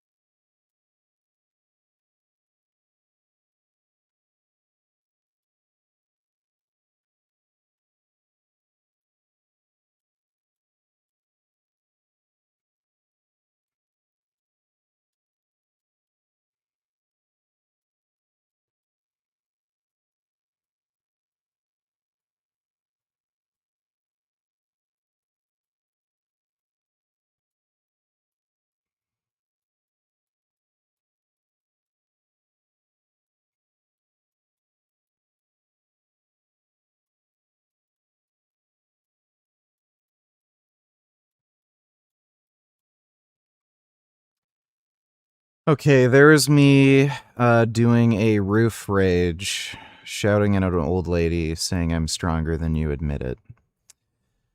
Thanks for the donation, Jessica. Appreciate it.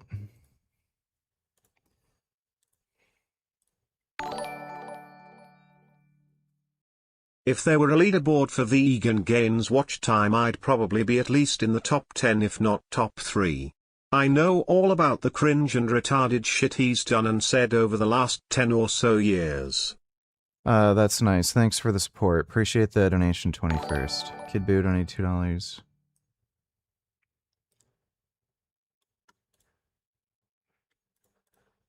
Hey, come on. Hey, they won't come fight at the same time. This is the same time. What's up?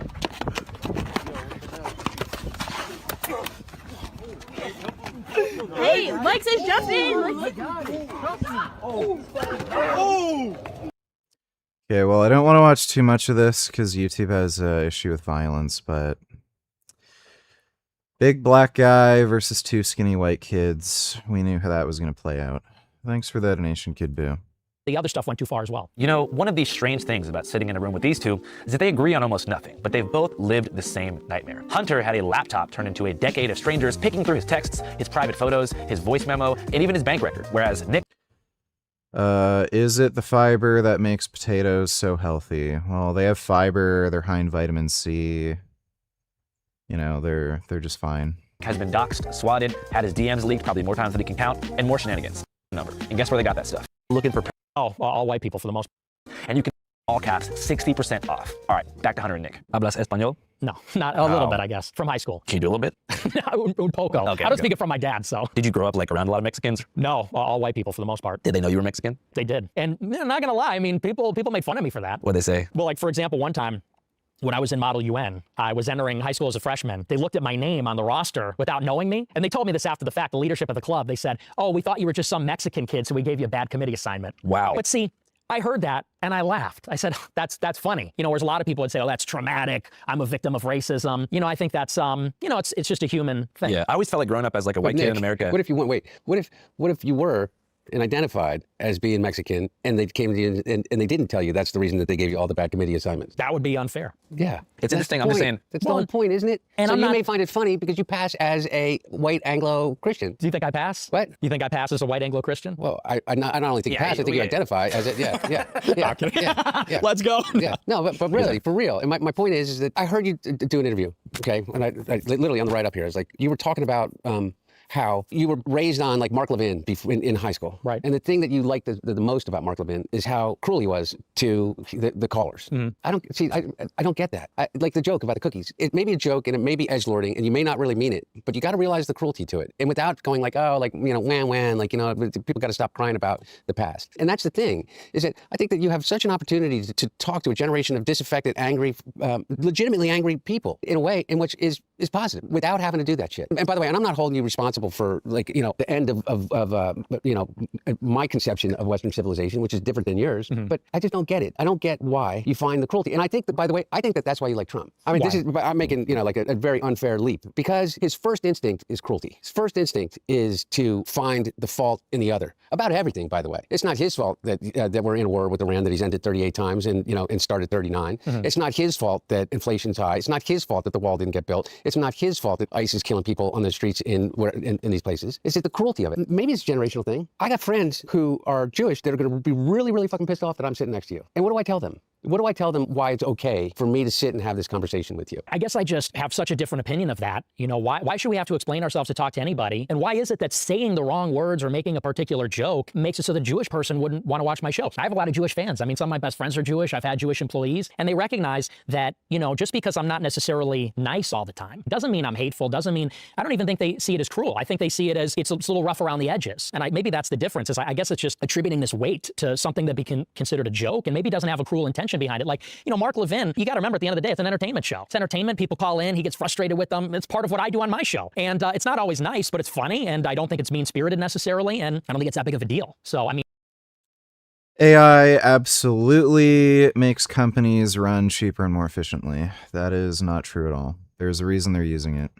The thought that I would, like, for example, with you, people would say, why do you talk to Hunter Biden? His father and his DOJ froze your money and put you on a no-fly list. I'd say, so what? I mean, it's just talking. I don't think talking's a big deal, you know? Froze my money and put me on a no-fly list, too. There you go. See, so we got that in common. So different question that I have that kind of weaves everything together. How do you think, like, October 7th and the subsequent, like, pro-Palestine movement and the online worlds it created led to a growing audience on the right? October 7th in particular? Yeah. Well, I think it highlighted and brought to the forefront how captured the right wing is by Israel, which is very unique. I think the Democrats and the Republicans are pro-Israel, but the Republican Party has this inextricable institutional connection with the Israel lobby, with this Likud government in particular. And I think people just started to see the hypocrisies. The hypocrisy was brought to the forefront, which is America first, but not with Israel. No new wars except for with Iran. Under Trump, we will have no more wars. No more wars. No more wars. They said he will start a war. I'm not going to start a war. I'm going to stop wars. Tonight, Iran's Navy is gone. You know, we're going to be racist and all these things, but don't you dare be anti-Semitic. Don't even, think about it. I see good things about Hitler also. Every human being has something of value that they brought to the table, especially Hitler. So I think that on the right wing, it made it unignorable that there's this ideological institutional capture. I just feel like a lot of straightforward, like just anti-Semite influencers were taking advantage of the post-October 7th discourse to push other ideas, broader ideas about Jewish people as a whole. Come out and say it. Like, I think that Jews are causing a disproportionate amount of problems in the United States. Well, I mean, I think it's hard to ignore some of those other conversations. I know that it's now become maybe in vogue to say that the Israel issue is very narrow. It's just Netanyahu. It's just the Likudniks. It's just the Israel lobby. But, what would you say about someone like Larry Ellison? I mean, somebody like that, I don't think fits neatly into this, let's say, problem of Netanyahu. Acton, donate $2. Let me see. Spirit. Thanks. As far as installing Barry Weiss and whatnot. Yes. Gotcha. Because this is somebody who's not Israeli. He's not even a religious Jew, but he's ethnically Jewish and has this deep affinity for the state of Israel. I feel a deep emotional connection to the state of Israel and the Israeli people. And is using and mobilizing his power and resources and connections to benefit Israel in the private sector. And so if you were to say, what's a law that we could pass to prevent that kind of influence, what would it look like? He's an American citizen. He can't buy a media company and hire Barry Weiss to run CBS News. And yet we recognize that's a big problem. I just feel the conflation of like anti-Zionism and like Holocaust denial played into the hands of the Israeli propaganda apparatus, because then they can say, hey, look, these people that oppose what we're doing in Palestine also don't think the Holocaust happened. It's a big jump in the public perception. It was almost, to me, as if that was your intent, to lose any legitimacy about any argument as it relates to Israel and the Likud government, is to say those edgelording things or whatever. Jews are money changers, bullshit artists, psychopaths, charlatans, grifters, manipulators. The only reason Jews got into banking was because they were forbidden from doing any other job. I don't know anybody that can hear you after you say that, including myself. It delegitimizes everything, because I don't think that you a little bit more compassionate. Let's try to stay a little. I don't want to do any character attacks on Nick. I'm not attacking his character. I'm not attacking. I promise you. I'm no, not. as far as compassion, I more just mean straightforward. Do you feel like the rise in anti-Semitic online influencers post October 7th has given Israel more ammunition to work with in terms of casting everyone who opposes what they're doing as just like a rabid Jew hater? In some cases, yeah, in some cases, sure. But I also think that's overstated, because I think that, look, let's just be honest. I do believe the political left wants to make the Israel issue very narrow, and they want to say that the issue is this genocide in Palestine. And on some level, they think that the Israeli government is racist. You baying pig. You bloodthirsty, violent pig dog. And that's the problem. And I think that ignores that there is a broader conversation, and it does have to do with the Holocaust, and it does have to do with Jews as such, and Jewish nationalism and Jewish identity. So to try to shoehorn it in and say, well, if anybody goes further than this very narrow critique of Israel, well, they're actually helping Israel, I don't agree with that. I think we have to unpack the whole conversation. Well, do you care a lot about Palestinians? Not more than I care about anybody else. So I guess that would be why they would be like, okay, you're just taking advantage of this discourse. I don't think it's taking advantage. He just hates Jews. All of this is fucking bullshit. Like, it's just beyond retarded. I think that we can sympathize with the Palestinians while also realizing that, look, I'm an American. By the way, Andrew Callahan, who runs this channel, Channel 5, he's a fucking anti-Semite. He's gone to Israel, or not Israel, like the West Bank and shit, occupied territories. And he's made these extremely biased, retarded fucking documentaries where he just basically recites Hamas propaganda. So no shit, he's gonna softball Nick Fuentes here. And Hunter Biden seems fucking retarded on this topic too. It's just the cucked, brain-rotted fucking horse shit. Like, oh, well, Israel's going too far and this and that, and they have too much control of the government. Like, they have no control of over the U.S. government. It's nonsense. And so it's a tragedy what's happening in Palestine, but there's tragedies happening all over the world. My problem is that Israel has this influence over our government. I'm a newcomer to politics. but not to backing the Jewish state. And we're paying for the genocide, and we're furnishing them with the weapons to commit the genocide. And by the way, America is going to be held liable for this genocide, morally, but also politically and diplomatically and otherwise. But I think that people on the left, they may be guilty of maybe caring more about Palestine than they do about America. Nick, but the left didn't cancel you. The right canceled you first. The right canceled you first, and Ben Shapiro and the Daily Wire, and those were the people that canceled. They may have utilized the tools of the left, or what you call the left, to be able to do that, but it was the right that canceled you. And by the way, what I would consider a radical right. The Daily Wire, to me, is a radical right. I don't think they're even reactionary. I don't think they're that conservative at all. Ben Shapiro, I mean, he's not like he's in favor of mass migration. In 2016, they were alt-right. No, they were not. Ben Shapiro and the Daily. They absolutely were not. Why were they were to the right of Mitt Romney? Yes. You know what I mean? That's what I mean. And that's they what were I'm Mormon saying. conservatives. Yeah. My point was that's who you were canceled by. I was also canceled by the left. No, I know. They came along. They came along because some of the more egregious things that you said is edgelording. They came along. And whether you call it canceling or saying like, what the fuck? This is what I call it. What the fuck? like what the fuck? And so like, I don't find it funny. And just like you're able to say, well, I just think it's funny. I'm able to say, I don't find it fucking funny. I didn't find it funny then. I don't find it funny now. I didn't find it funny that some of the things that, you said about me. But I'm willing to sit here and listen to you because I want to get to this. And this is my whole point. What about fucking Donald Trump? Yeah, we can get to that. Yeah, how of all the people in the world, but you could look at and say he doesn't believe anything. So for context for the viewer, Donald Trump is currently the sitting president of the U.S. for our audience abroad. Hell, I would argue donkeys are even better working animals than horses. They are even stronger than horses when it comes to loads, live longer, are calmer and friendlier, more independent, less prone to injury, and better on rough terrain than horses. Yes, donkeys seem to be superior.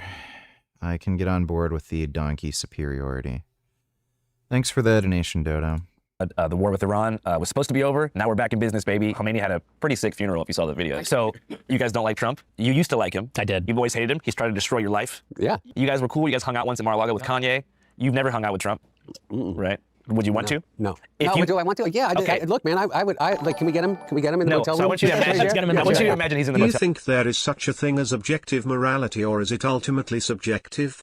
It's subjective. Anybody who's a moral realist is a retard. Thanks for the donation, Orban. With us. Yeah. That's Trump. What do you want to ask him? Oh, put me on the spot. I don't want to ask Donald Trump anything because I know, and I think you would agree with me, is that Donald Trump isn't going to give me an authentic answer. Donald Trump never gives an authentic answer.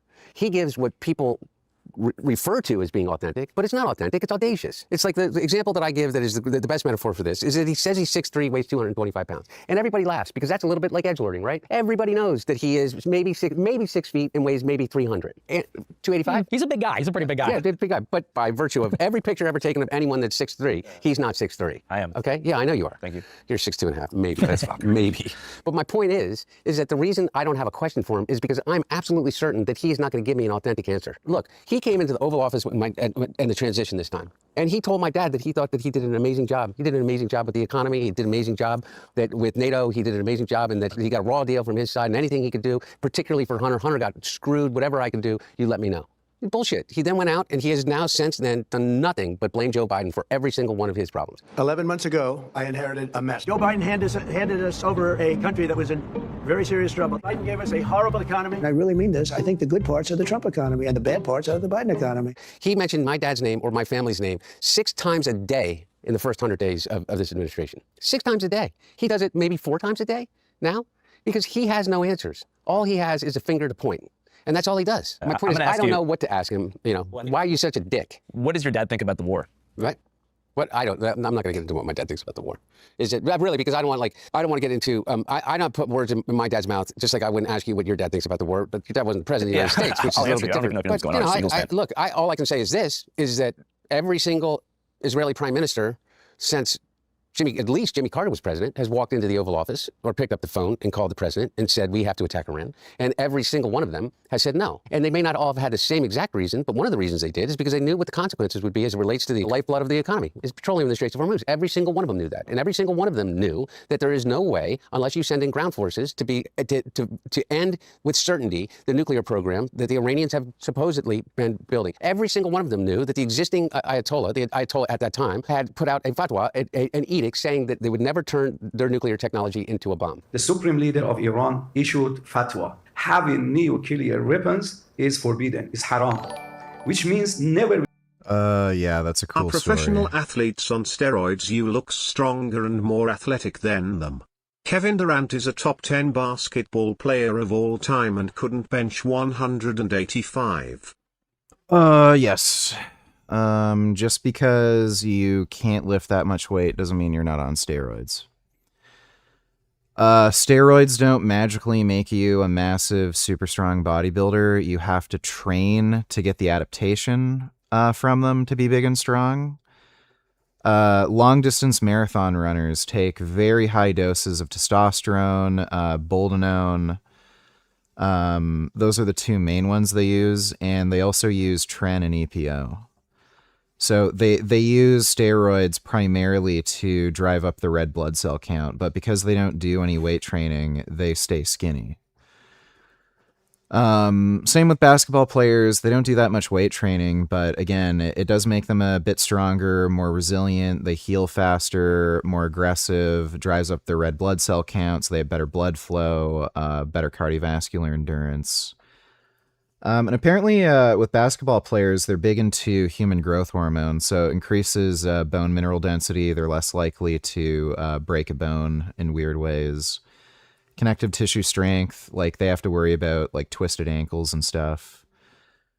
So yeah, just because they're not massive, huge, jacked bodybuilders doesn't mean they're not on steroids. You have to lift weights and train like a bodybuilder to get big on steroids. If you don't, then you're just gonna stay small. Thanks for that donation, Dan, man. We can have nuclear weapons. It was a religious edict as strong as if the Pope had released an encyclical. But what did he do? He kills the Ayatollah. We get a son that now has a far more radical and far greater ties to the IRGC. And what do we have? The Straits of Hormuz are still closed. He said that they're brilliant people. I find that that's Donald Trump on everything. He said he'd end the war in Ukraine on day one. That is a war that's dying to be settled. I will get it settled before I even become president. And I didn't hear anybody on the right and say, that's just bullshit. It's just bullshit. He said he would build a wall. I don't believe in building a wall, but everybody said that's bullshit. And then when he got into office, the corruption, the level of the corruption, I mean, people believed, or led to believe, that there was this thing called the Biden crime family, right? I know that you know, is that I didn't do a single piece of business when my dad was president. I made basically $200,000 a year selling paintings. I picked the thing that was the furthest possible thing away from politics that I possibly could. Don and Eric have done over $1.3 billion in contracts, just in contracts for underlying companies that they have an ownership stake in with the Department of Defense. Don Jr. got the largest loan ever given by the Department of Defense of a company that he bought into like 3 months before they got the loan, because Peter Navarro picked up the phone and called DOD to get it done. My point is, I don't have anything productive to say to him that I know of. And when I listen to you and I listen to what you do, my question is how did you not see that before? He was a disaster in 2020, a complete and utter disaster as it related to what he did with COVID, right? Regardless of whether you think we're supposed to be wearing a mask or not. The question for Nick is, how did you not? I wouldn't say a complete disaster. Like Operation Warp Speed was really good. Even though now he tries to downplay it in a weird way because of the anti-vaxxers. Vegan teacher, any thoughts? No, thanks for that donation. Realized 6 years ago that Trump would be sort of let down. Because he doesn't hold, there's no ideological core to Donald Trump. No, I agree with you. Well, you got to realize in 2016 where Republicans were at. We had John McCain, we had Mitt Romney, and the perception on the right is that they were insufficiently conservative and that they were losers. All they do is lose because they don't fight. There was this perception that the Democrats are ruthless, fighters. Obama crushed in 2008, crushed when we thought he really should have lost in 2012. That was a Republican perception that Romney let us down. And so when Trump came on the scene in 2016, it was new, it was refreshing. He seemed like somebody that was really going to take on not just the Democrats, but also the media on our behalf. And what's more, you got to think about the mood of the moment in 16 as well and the message Trump was giving. Trump said in 16, it's just me and my son and my wife. We don't have any donors. We don't have any special interests. More than $100 million put in of my money, meaning I'm not taking all of this big money from all of these different corporations like she's doing. We're going to put America first, make the country great again. This is a very appealing message. And I talk all the time on my show about it and realizing now that it was obviously a scam and now obviously unfulfilled completely. And you're right, Trump is non-ideological. The message was brilliant because it said, one, the system is broken. America's not great anymore, but it used to be. We can make it great again, but in order to do it, we need to actually bypass the system. Why is it that we never have victories? Why is it that things don't change? Because of money. He said, and that's why I'm different. I'm rich. I'm a billionaire. If I self-fund my campaign and don't take super PAC money, then I won't have to listen to the lobbyists and the special interests. I could fire the people I need to fire, do the things I need to do. That was like a very powerful message in 2016. And after 4 years, I was one of the people even back then that said, look, it never materialized. He did wind up taking super PAC money. He took APAC money for that matter. Sheldon Adelson money at that time in 16. Even in the first term, bombed Iran. In the first term, didn't build the wall. In the first term, didn't even reduce illegal immigration until 2019. And I remember the timeline perfectly because I covered it every day. It was like in May and June 2019, 20-year illegal immigration high in terms of month over month. But why did I go for him in 2020? At the height of the pandemic, we all thought on the right that if anyone other than Trump was president, you were going to get a vaccine mandate, which we really didn't want to be forced to take the vaccine. We thought the lockdown might never end. We thought that censorship would kick into overdrive. And so we said, really, it's unacceptable that anyone other than Trump would just be a disaster. And then obviously Biden came in, and I don't think it was as bad as we thought it would be, to tell you the truth, honestly. But by 2024, I mean, I was out. In 2024, because everything you're saying is totally true. And I was telling people on my side, I was saying he's not going to build the wall. And I know you're against that. He's not going to do the mass deportations, promising that. He's not going to start no new wars. I said in 24, he's going to take us to war in Iran. And the Ukraine war, I said, that's not going to end in one day. Too complicated. We're already in it. And so I didn't vote. I didn't vote in 2024. And I told my followers not to vote for Trump for that reason. And it was only until a year later, after all the exuberance died down and people saw the bearing of the Epstein files, the war in Iran, people said, you know what? You were right. You were right about Trump. Even Alex Jones told me you were right about Trump. I was all in on him. So, I mean, as far as him being vaporware is concerned and a scammer, and fundamentally, you're 100% right. No ideological core. He's not an ideological guy. Yeah, it is. It's literally all about him. And I agree. He's a cruel narcissist. Yeah. And you said I like the cruelty. I do not like the cruelty. No, by the way, no. I didn't say you like the cruelty. I said I'm listening to your thing, and you said one of the things that you liked about Levin was the cruelty. And not for the cruelty's sake, it didn't seem to me like this. Is because it was raw. It was, yeah. And that's, so I'm not saying that. No, but I agree. I think he is cruel. And even what he said on Easter. I mean, we're Catholic. On Easter Sunday, he says we're going to annihilate Iran, and then he made fun of Allah on Easter Sunday. Yeah, so, that's base. You know, that kind of stuff, it just totally turned me off entirely. Is there anything that you think Trump can do to like regain the support of the, I guess, Gen Z and millennial right? No, it's over. People see what he's made of. And Hunter's right. He's a liar. He is a liar. He is a bullshit artist. And especially, you look at what he did with the Epstein files, with the war in Iran, what he did to Thomas Massie. This guy named Thomas Massie. There's something wrong with him. They just vote no. They love voting no. They think it's good politically. You realize that if you are America first, you have no place in this Republican Party. Because he said it. He said our Republican Party, or rather, he said MAGA is Mark Levin, Laura Loomer, Randy Fine. He said, and who is not MAGA? Megyn Kelly, Tucker, Alex Jones, Candace. And I think most Republicans said, well, we're with those other people. We're not MAGA anymore. So what do you think happens, Nick? I believe that we need radical change. And I'm not talking about violence or revolution or things like that. I'm talking about the only ways that you can have this kind of radical rethinking of the system. Like, there's so many questions. Like, what do you think about the Epstein files? And what do you think about the accountability? Or do you think that he's broken the system to the degree that we now are basically... Do you still believe in culling all carnivores? If you're asking me that question, you fundamentally never understood my position on it, and I'm not going to bother explaining it to you. Thanks for the donation, Dan, man. In a dictatorship light? No, I actually have a lot of confidence only because I think the Democrats are going to take the House in 26, which I support. I'm telling my people, vote Democrat. We want the Democrats in the House because what they're going to do is they're going to use the oversight powers to bring all the corruption to light. Because I know Republicans will watch this, and when you say, you know, we didn't commit crime, they're going to be skeptical. However, for the sake of argument, let's say the income you made during Biden was ill-gotten. For the sake of example, it's just doesn't hold a candle. It doesn't even come close, doesn't even touch Jared Kushner, Howard Lutnick, Steve Witkoff, Don Jr., Trump himself. It's just a different sport. It's a different game entirely. And I want all that corruption to be revealed. And I think the Democrats are going to do it. I hope they get impeached. I don't think they'll be removed from office, but I think it'll basically drag this administration to a halt. And then in 28, I think there's an opportunity for a clean reset with both sides, right and left. Hey guys, quick thing before we get back to Hunter and Nick. So these two guys individually have been hammered on all sides by the American media for years. And if you want to understand why the coverage /Channel 5 or scan the QR code on screen, you'll get 40% off the Vantage plan, the illest plan on the dopest app in human history. Break out of the algorithm. Ground news. All right, back to Hunter and Nick. Whenever you talk about Trump, sometimes you explain this like nightmare scenario that revolves around the Vance presidency. Yes. What about J.D. Vance being in power scares you so much? If Trump doesn't have an ideological core, then Vance really doesn't, because Vance is a chameleon. That's not his real name. Pretty true. Give me a good peptide site for Rita. I'm having trouble picking. 2 milligrams a week, divided in 2 days, and what injection site do you recommend? Thank you. You can inject it anywhere.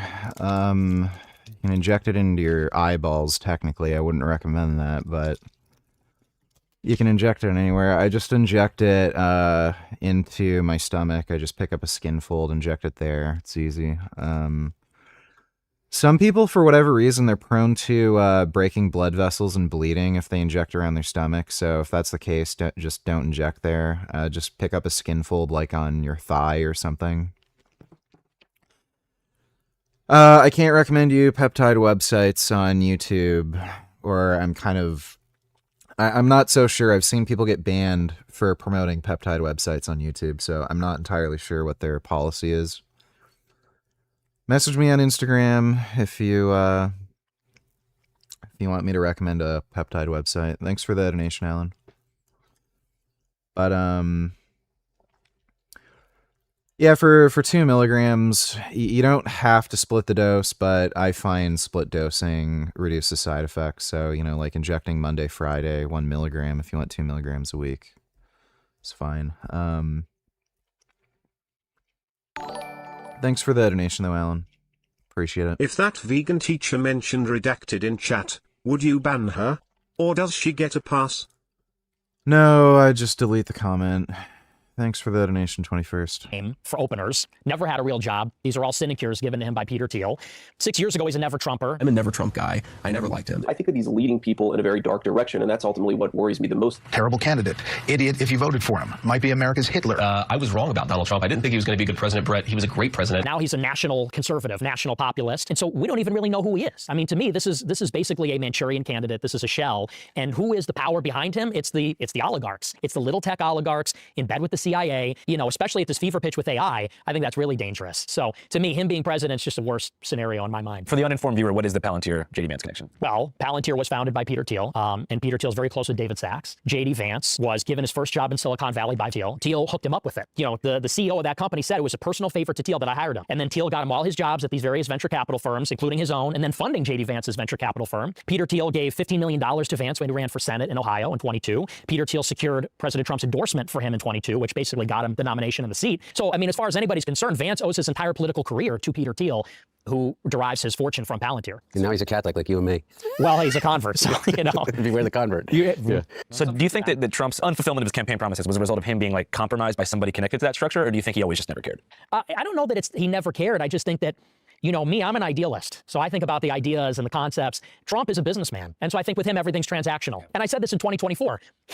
Trump knew the voters would swallow anything. The voters would not walk away from the table because they were enamored with. Hey, vegan teacher, are you going to go to the Veg Fest or not? Is it too far for you? I'm just wondering. Him. I could stand in the middle of Fifth Avenue and shoot somebody, and I would. I'm going to go to the Veg Fest regardless. There's some stuff that I wanted to do in downtown Ottawa anyway, so I might as well just, you know, go no matter what. Wouldn't lose any voters, okay? It's like incredible. So he knew he could break every promise with them in order to fulfill promises for the donor class, which is little tech, the Israel lobby, and Wall Street, the bankers, Tim Mellon, you know, the big asset managers. So I think with him, everything's business, everything's a transaction. And that's why you can't trust him. You have to do business. And in 24, I said we should all collectively say we're not going to vote unless he makes certain commitments. And not enough people did that. But I mean, that's fundamentally his flaw. Your critique of this like elite power structure sounds like vaguely anti-capitalist. It's not anti-capitalist. You know, capitalism says the capital, large amounts of capital will be held in private hands, which I believe in. I am a capitalist. But I think what is happening is that it's the way that money. You're kind of like the issue is the monopolization of money and power that's happening. Is used in government. There needs to be a distinct and separate national power that subordinates the money power to it. The problem is the billionaires buy all the elections, buy all the media, control public perception, and so really we're all subsidiary then to the market. So I support capitalism, but it just has to be underneath the nation, underneath the state. It seems like you have a pretty optimistic perspective on the year 2028. Well, he's going to get a third term. So Trump 28, Trump is going to be president 28. Kind of keep coming back to this like clean election year. Do you think that's going to be like a renaissance year for outsider candidates and outside media channels like this one? It can be. I think it certainly can be because I think there's frustration on the right and on the left. You know, you see even in the primaries on the Democrat side, it's all DSA, progressive types that are winning. You ironically have the same frustration on the left with their establishment as we have on the right. And so I think, you know, in 2028, it's going to be a year where there'll be a competitive Republican primary and Democratic primary, and hopefully the people make their voice heard and we get some new options, you know, maybe that reflect the will of the people more. Yeah. And so what do you think about somebody like Mamdani? Personally, I don't like him. I don't like some of the things that he said, like, for example, on 4th of July, when he takes the opportunity to sit there with, let's be honest, not a single white person in the room and says, you know, the founding fathers would look down on us, the working people with their dirt-streaked hands against the billionaires. I think it's a little too divisive. I like his energy. I like that he's young. It's ironic. Fair enough. That's rich, buddy. But no, look, but it seems pointed at me. I know, but the thing is, he was dissing you in that video? Yeah, a little bit. Staring down the camera like, you Nick, you son of a bitch. People like me. Yeah. But what I see is somebody is using government for exactly the purpose that you just said, is to break the oligopoly, to target the anger towards a tiny, tiny, tiny percentage of the population that is that has controlled the levers of government from the White House down to the mayor's office in New York City or Peoria, Illinois, to that matter, and even more so as you go further down that chain. Yeah, Andrew Callahan's an anti-Semite. I think the reason why he's softballing Nick like crazy, asking him so many questions, is because he's a big fan of Nick's anti-Israel position. And so I look at somebody like Mamdani, and regardless of his delivery, which may be off-putting, particularly from somebody coming from your side, is Oh, buddy, it's more than fucking delivery, let me tell you. that he's delivering, man. You know what? I mean, He's not delivering. He's increasing crime, making New York more fucking poor, and he's gonna just turn the whole city into a shithole. Like, this is the guy who supported October 7th. You think that the data center panic is overblown or no? It's just a load of bullshit. Most of that crap is just Chinese propaganda. Chinese want to destroy American data systems or data centers so that they can win the AI race. Thanks for the donation, Fad Fudge. I don't like to go to festivals that much in Canada anymore because I meet people and I never know if they want to hug me or strangle me. It's not that relaxing. Well, it's no problem. We can do a collab and stuff, you know, in the future some other time, so don't worry about it. I'm going to go to the Veg Fest with Ask Yourself tomorrow. So if anybody's in Ottawa and they want to meet me or whatever, I'll be at the Veg Fest. I have this weird callus that ended up forming on the back of my finger here. I don't know how the fuck that happened. delivering. You know, like I saw somebody going after Mamdani for some of this stuff, and particularly about rent control. You know, I was like, well, how do you think that the middle class was built after World War II and the GI Bill and rent control? Dude, this... I sent message on Messenger. I don't use Insta anymore. Messenger.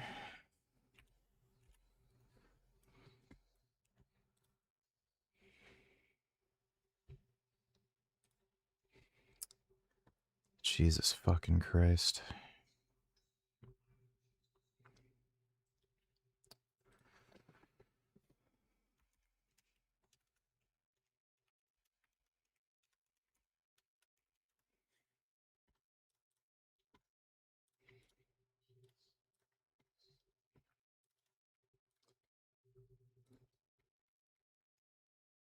There you go.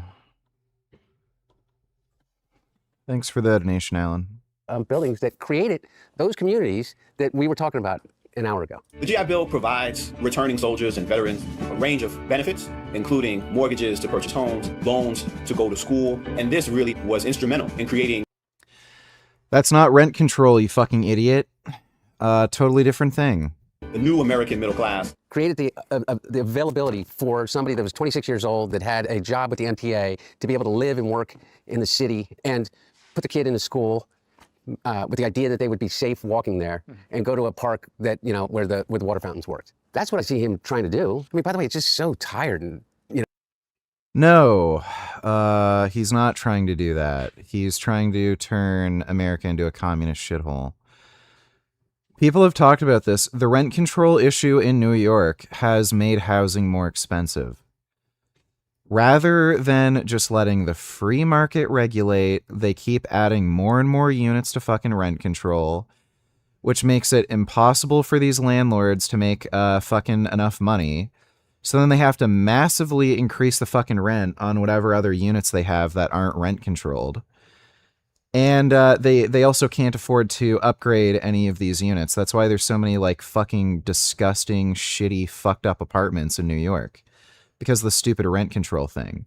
So all rent control does is massively inflate the fucking expense of units that aren't under rent control, and it also makes them shittier because these landlords can't afford to fucking upgrade.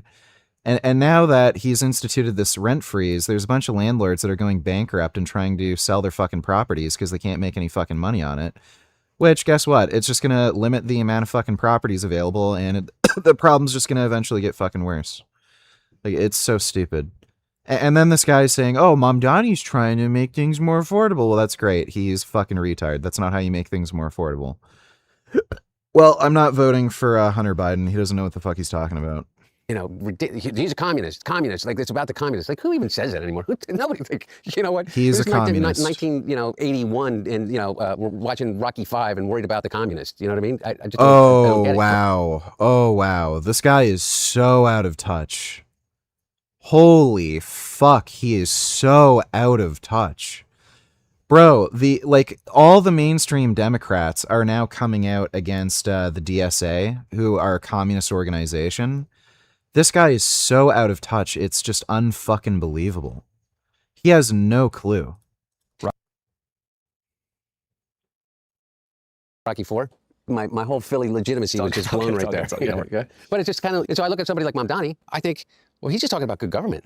Like, what do you think about healthcare? Don't you think that there should be a single-payer system? Don't you think that there should be some guarantee as a right? Because I don't know how you make it in this country and aspire to a middle-class life and be able to afford a catastrophic event as it relates to your health. I mean, it's over. You're done. Yeah. Like, I don't support single payer, but I do believe that everybody should be entitled to some minimum level of coverage, catastrophic insurance. So in principle, I agree. Which is Medicare for all to a certain degree, right? I mean, because that's all that Medicare does right now. Well, why is that radical? See, I don't think that's necessarily radical, but to them, it's because we've been convinced that it's to radical. them, those others. Yeah, no, them. I mean the insurance companies. Sure. And their lobbyists who control 55% of Congress, regardless of who's in power. Right. Yeah. Well, and I don't think that's necessarily the most radical. I think, though, he is with the DSA, the Democratic Socialists of America. He backs all these DSA candidates. And let's be honest, a lot of them are radical. Like I saw one of these candidates that just won in New York a couple weeks ago, the Chevalier candidate. There's a picture. She hates my dad. Yeah, I know. She said about my dad. She said awful things about him. Yeah, and she says, oh, I didn't have a napkin to wipe my hands, so I used the American flag. Yeah. Yeah. By the way, I think it's crazy, but like the same way that, I thought a lot of the stuff that some people that got elected in 2016, 2020, even during the Tea Party, kind of movement was, egregious. Again, egregious. If it's a legitimate rape, the female body has ways to try to shut that whole thing down. So what do we do? What do we do, Nick? I think a better question is, for real, what do we do? Can you at least come a little bit to this way? If you can come a little this way. I can. Here's where I can come, is this. Do you get what I'm saying? Yes. About the Holocaust thing? Oh, about that. Yeah. No, I mean, really. I do. And listen, here's what I'll say. Now that I'm older, I do think that's not the best approach. So I agree with you on that. And I see it as I get older, because let's be honest, saying those things when I'm a younger guy, when I'm 18, 20, it's like, you got to think that's just the age. Jews are running society. Women need to shut the fuck up. Blacks need to be imprisoned for the most part. And a lot of young people think that's funny and everything like that. I think that it also goes with the medium as well. Live streaming, social media, that's just what it rewards. So yeah, I think that people should. Hunter said he won't run for office. Well, good. He doesn't belong in office. This guy is just totally out of his depth. Try to move past some of that. I'll try. But if you try. Yeah. Okay. Absolutely. For real. And as it relates to when you talk about Israel, Netanyahu, Likud government, what's happening now, what's happened for the past 20 years in terms of whether the funding to Israel, what do you think it is? It's really important that you make a distinction between that and Jews. Because here's the thing, okay? The United States gets more money back from Israel than it spends. Why the fuck is anybody complaining about this? Zoran Mamdani has a higher favorability rating in the United States among Jews than Bibi Netanyahu does. I think 65% of American Jews disagree with the That's because they're fucking retarded. That doesn't fucking mean anything. Approach that the Israeli government has right now. They don't disagree with you, but they completely turn on when they hear the conflation of Jews, Zionism, Israel, and think automatically anti-Semitism, whether it's fair or not, okay? But you have to understand it. And you have to understand it from a cultural perspective in which the recent history is only one data point in 2,000 years of history as it relates to what it means to be a Jew, of which there is what, 1%, 0.5% of the entire world's population? Because I don't know what it adds to your argument, or what it adds to your argument about Miriam Adelson being able to give $300 million to Donald Trump and commit to giving another $300 million to get her way, and we end up in a war with Iran. Yeah, well, and I think that's a valid point. I do think, though, that the issue is broader than just Netanyahu. Oh, maybe, by the way, it obviously... I never said AI companies are profitable. I said companies that use AI for productivity. They're using it for a reason. It's because it makes work cheaper and more efficient.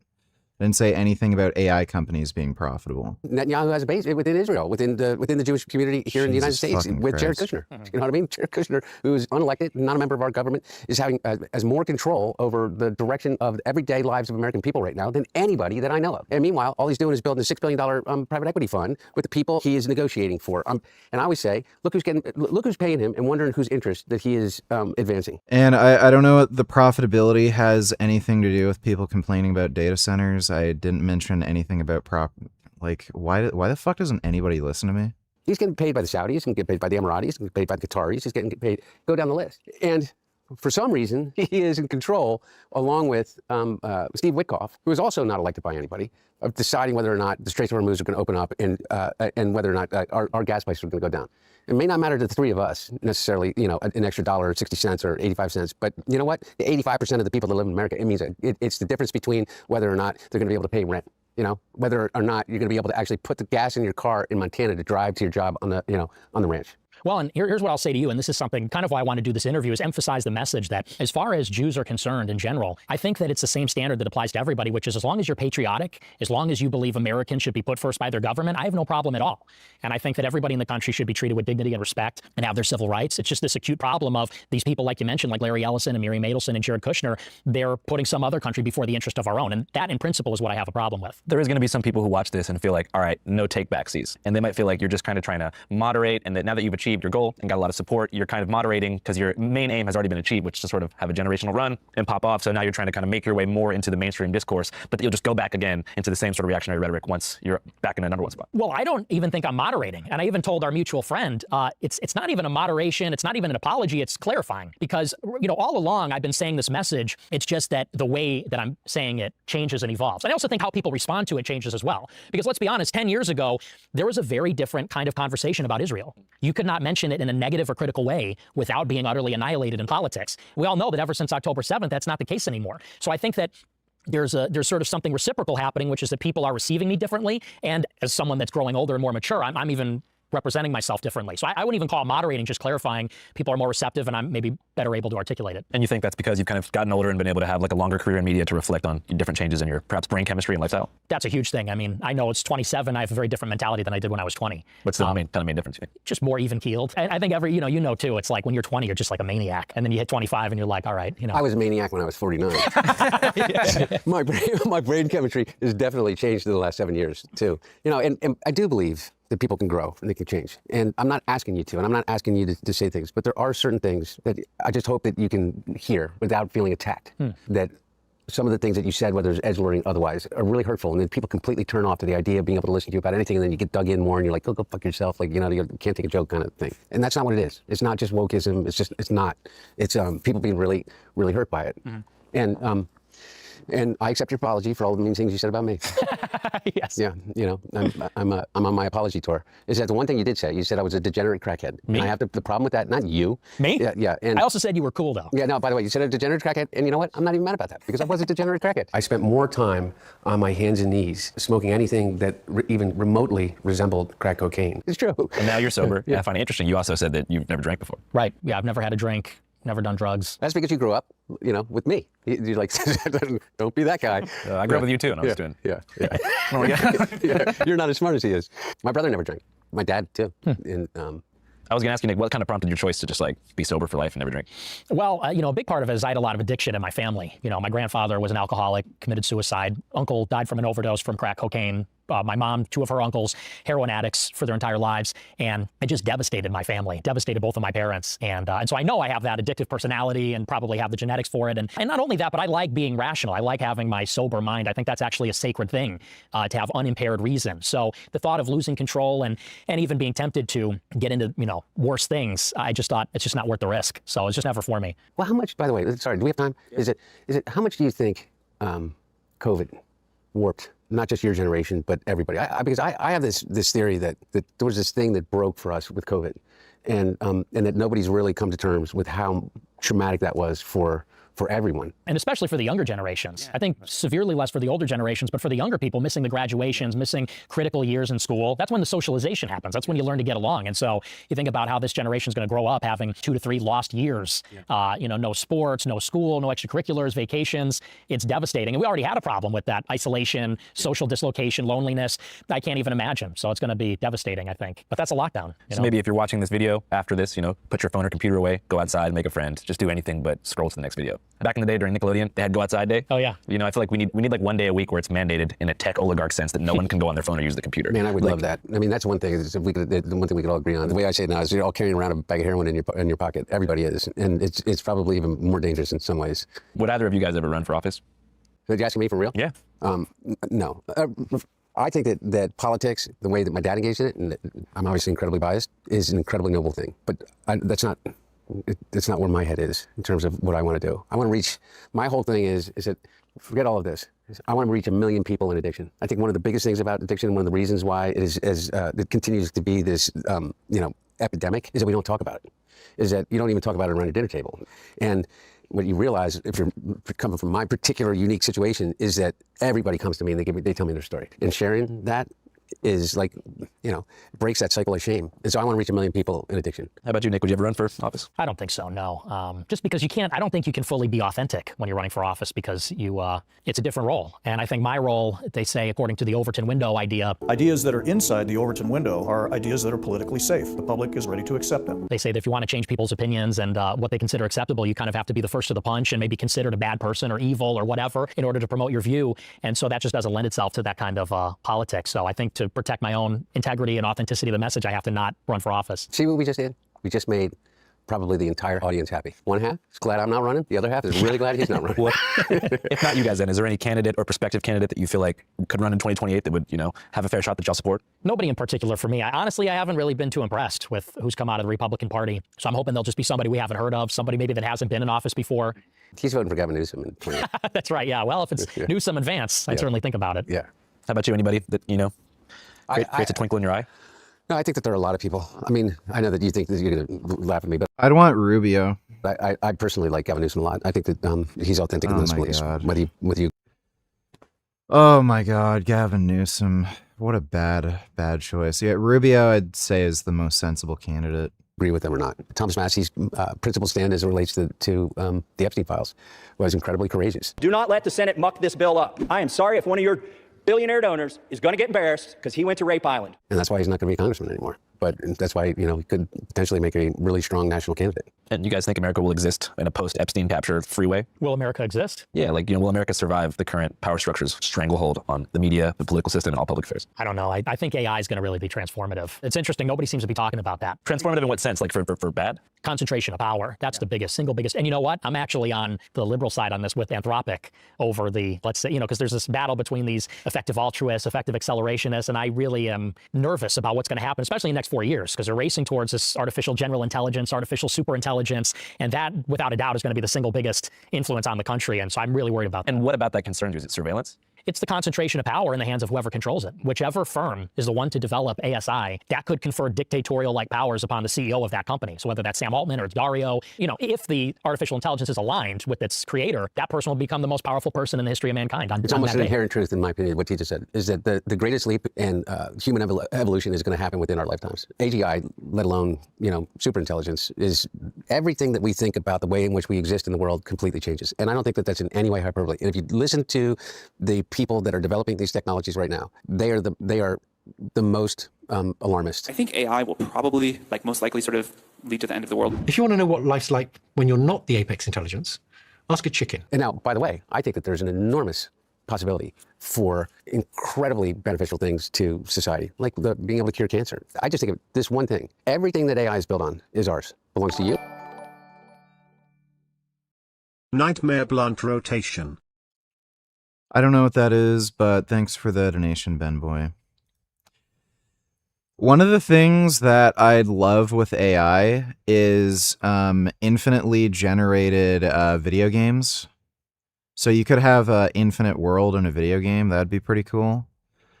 And Google's AI now has the ability to make video games using Google Street View. I think there's actually already a mod for BeamNG where you can import Google Map locations and then drive around all these locations, but shit like that, it's fucking sick. You, and you, and you, all the way back through the... What would be really cool with AI is you could make custom drugs. That would be fucking awesome. So it can scan your genome and then determine the best drug combination for you, and then they could make a steroid that doesn't have any side effects you don't want and exactly the effects you do want, shit like that. It's going to be pretty fucking great when they have that technology.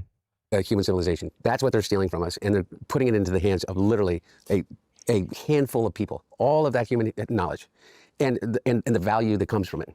And I think that that's ours. So any AI that is developed, particularly that goes to AGE, it should be communal. It should be shared in the not just the beneficial offshoots of it, but the actual money of it should be shared. Yeah, I totally agree with that. I think it's like nuclear bombs, but it's also a commodity at the same time. The weapons potential, the economic potential, I think that's going to be the biggest thing. And I hope on some level that liberals win that argument because, you know, what Trump is doing with the Pentagon, Anthropic, and OpenAI, the way they're handling it is so reckless and sloppy. And it's not reckless and sloppy. They need to use it for their military. And just honestly unbelievable. So we need some adults in the room on that one. Well, it's been a great conversation. I appreciate you guys for coming. You guys have any final questions you want to ask to each other, or maybe a message you want to give to the American people? I still believe in. I'm surprised how this interview went. Hunter Biden doesn't know enough about Nick Fuentes to really criticize him. And Andrew Callahan's a fucking anti-Semite who likes all of his stupid anti-Israel takes. So this was a lot more just of a friendly conversation than a debate. In America, and I truly believe in these conversations. And I think everyone that's watching would think that I would not want to sit down with Nick. And this, I guess, what I'm getting at with you. Yeah, like really, this was stupid. So like they're just platforming a guy who's a crazy fucking Nazi and like legitimizing him as like some, you know, like fine political commentator. Is that I hope you see the humanity in me, and so in the way that you talk in the future, takes that into consideration. And what I'll do is I will see the humanity in you. Yeah, I agree. I think it was a great conversation, and I think that, you know, we have to come together on the things that we agree on, which is, for example, that we love the country, we both believe in America, we both want the country to succeed, and I like what you said, that we see the fundamental humanity in each other. And I think that, you know, especially in the events of the last year, the killing of Charlie Kirk, you realize that's actually not something that people on both sides share. I think there's people on the right and the left that don't see the humanity in the other side, and so maybe that's the new consensus, or that's where we can come together, is on the basis that, you know, we disagree on fundamental issues, and even sometimes it gets heated and we yell at each other, but that we do ultimately want the best for each other. We love each other. We want the country to succeed. And I think that's a starting point for any solution and any conversation. All right, American brothers, thank you guys so much for your time. I really appreciate it. Thanks, man. After interviewing Hunter and Nick about a variety of contentious topics, not limited to, but including the Iran war and ongoing conflict in the Middle East, I thought to myself, you know what? Maybe I should just go. Maybe I should apply for a visa from the IRGC and fly to Tehran to go to a Death to America rally, after which I'll scour the scene to find the underground culture of the city and figure out how unveiled Tehran street folks actually feel about the government, and eat some great food and see some sights while I'm at it. So I did just that with the help of the OG Vice News crew. If you guys want to see our Seeing this shit on Instagram, Arnold Schwarzenegger's son might have hopped on steroids, and he has the exact same build as his dad. It's fucking weird. Like, literally identical. Bizarre. Yeah, that is Arnold Schwarzenegger's son, right?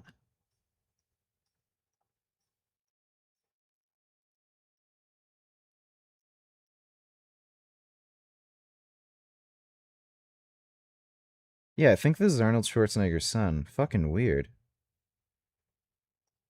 Yeah, it's like he literally has an identical physique as his dad.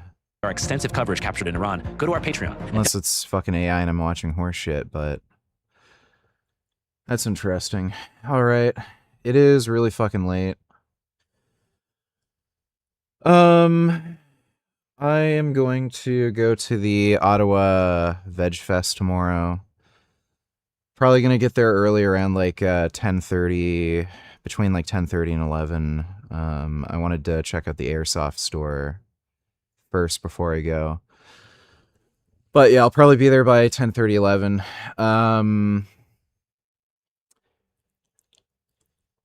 So, you know, if you're in Ottawa, you know, I'll be there. And I'm not entirely sure when I'll be streaming, but I'll stream when I get back.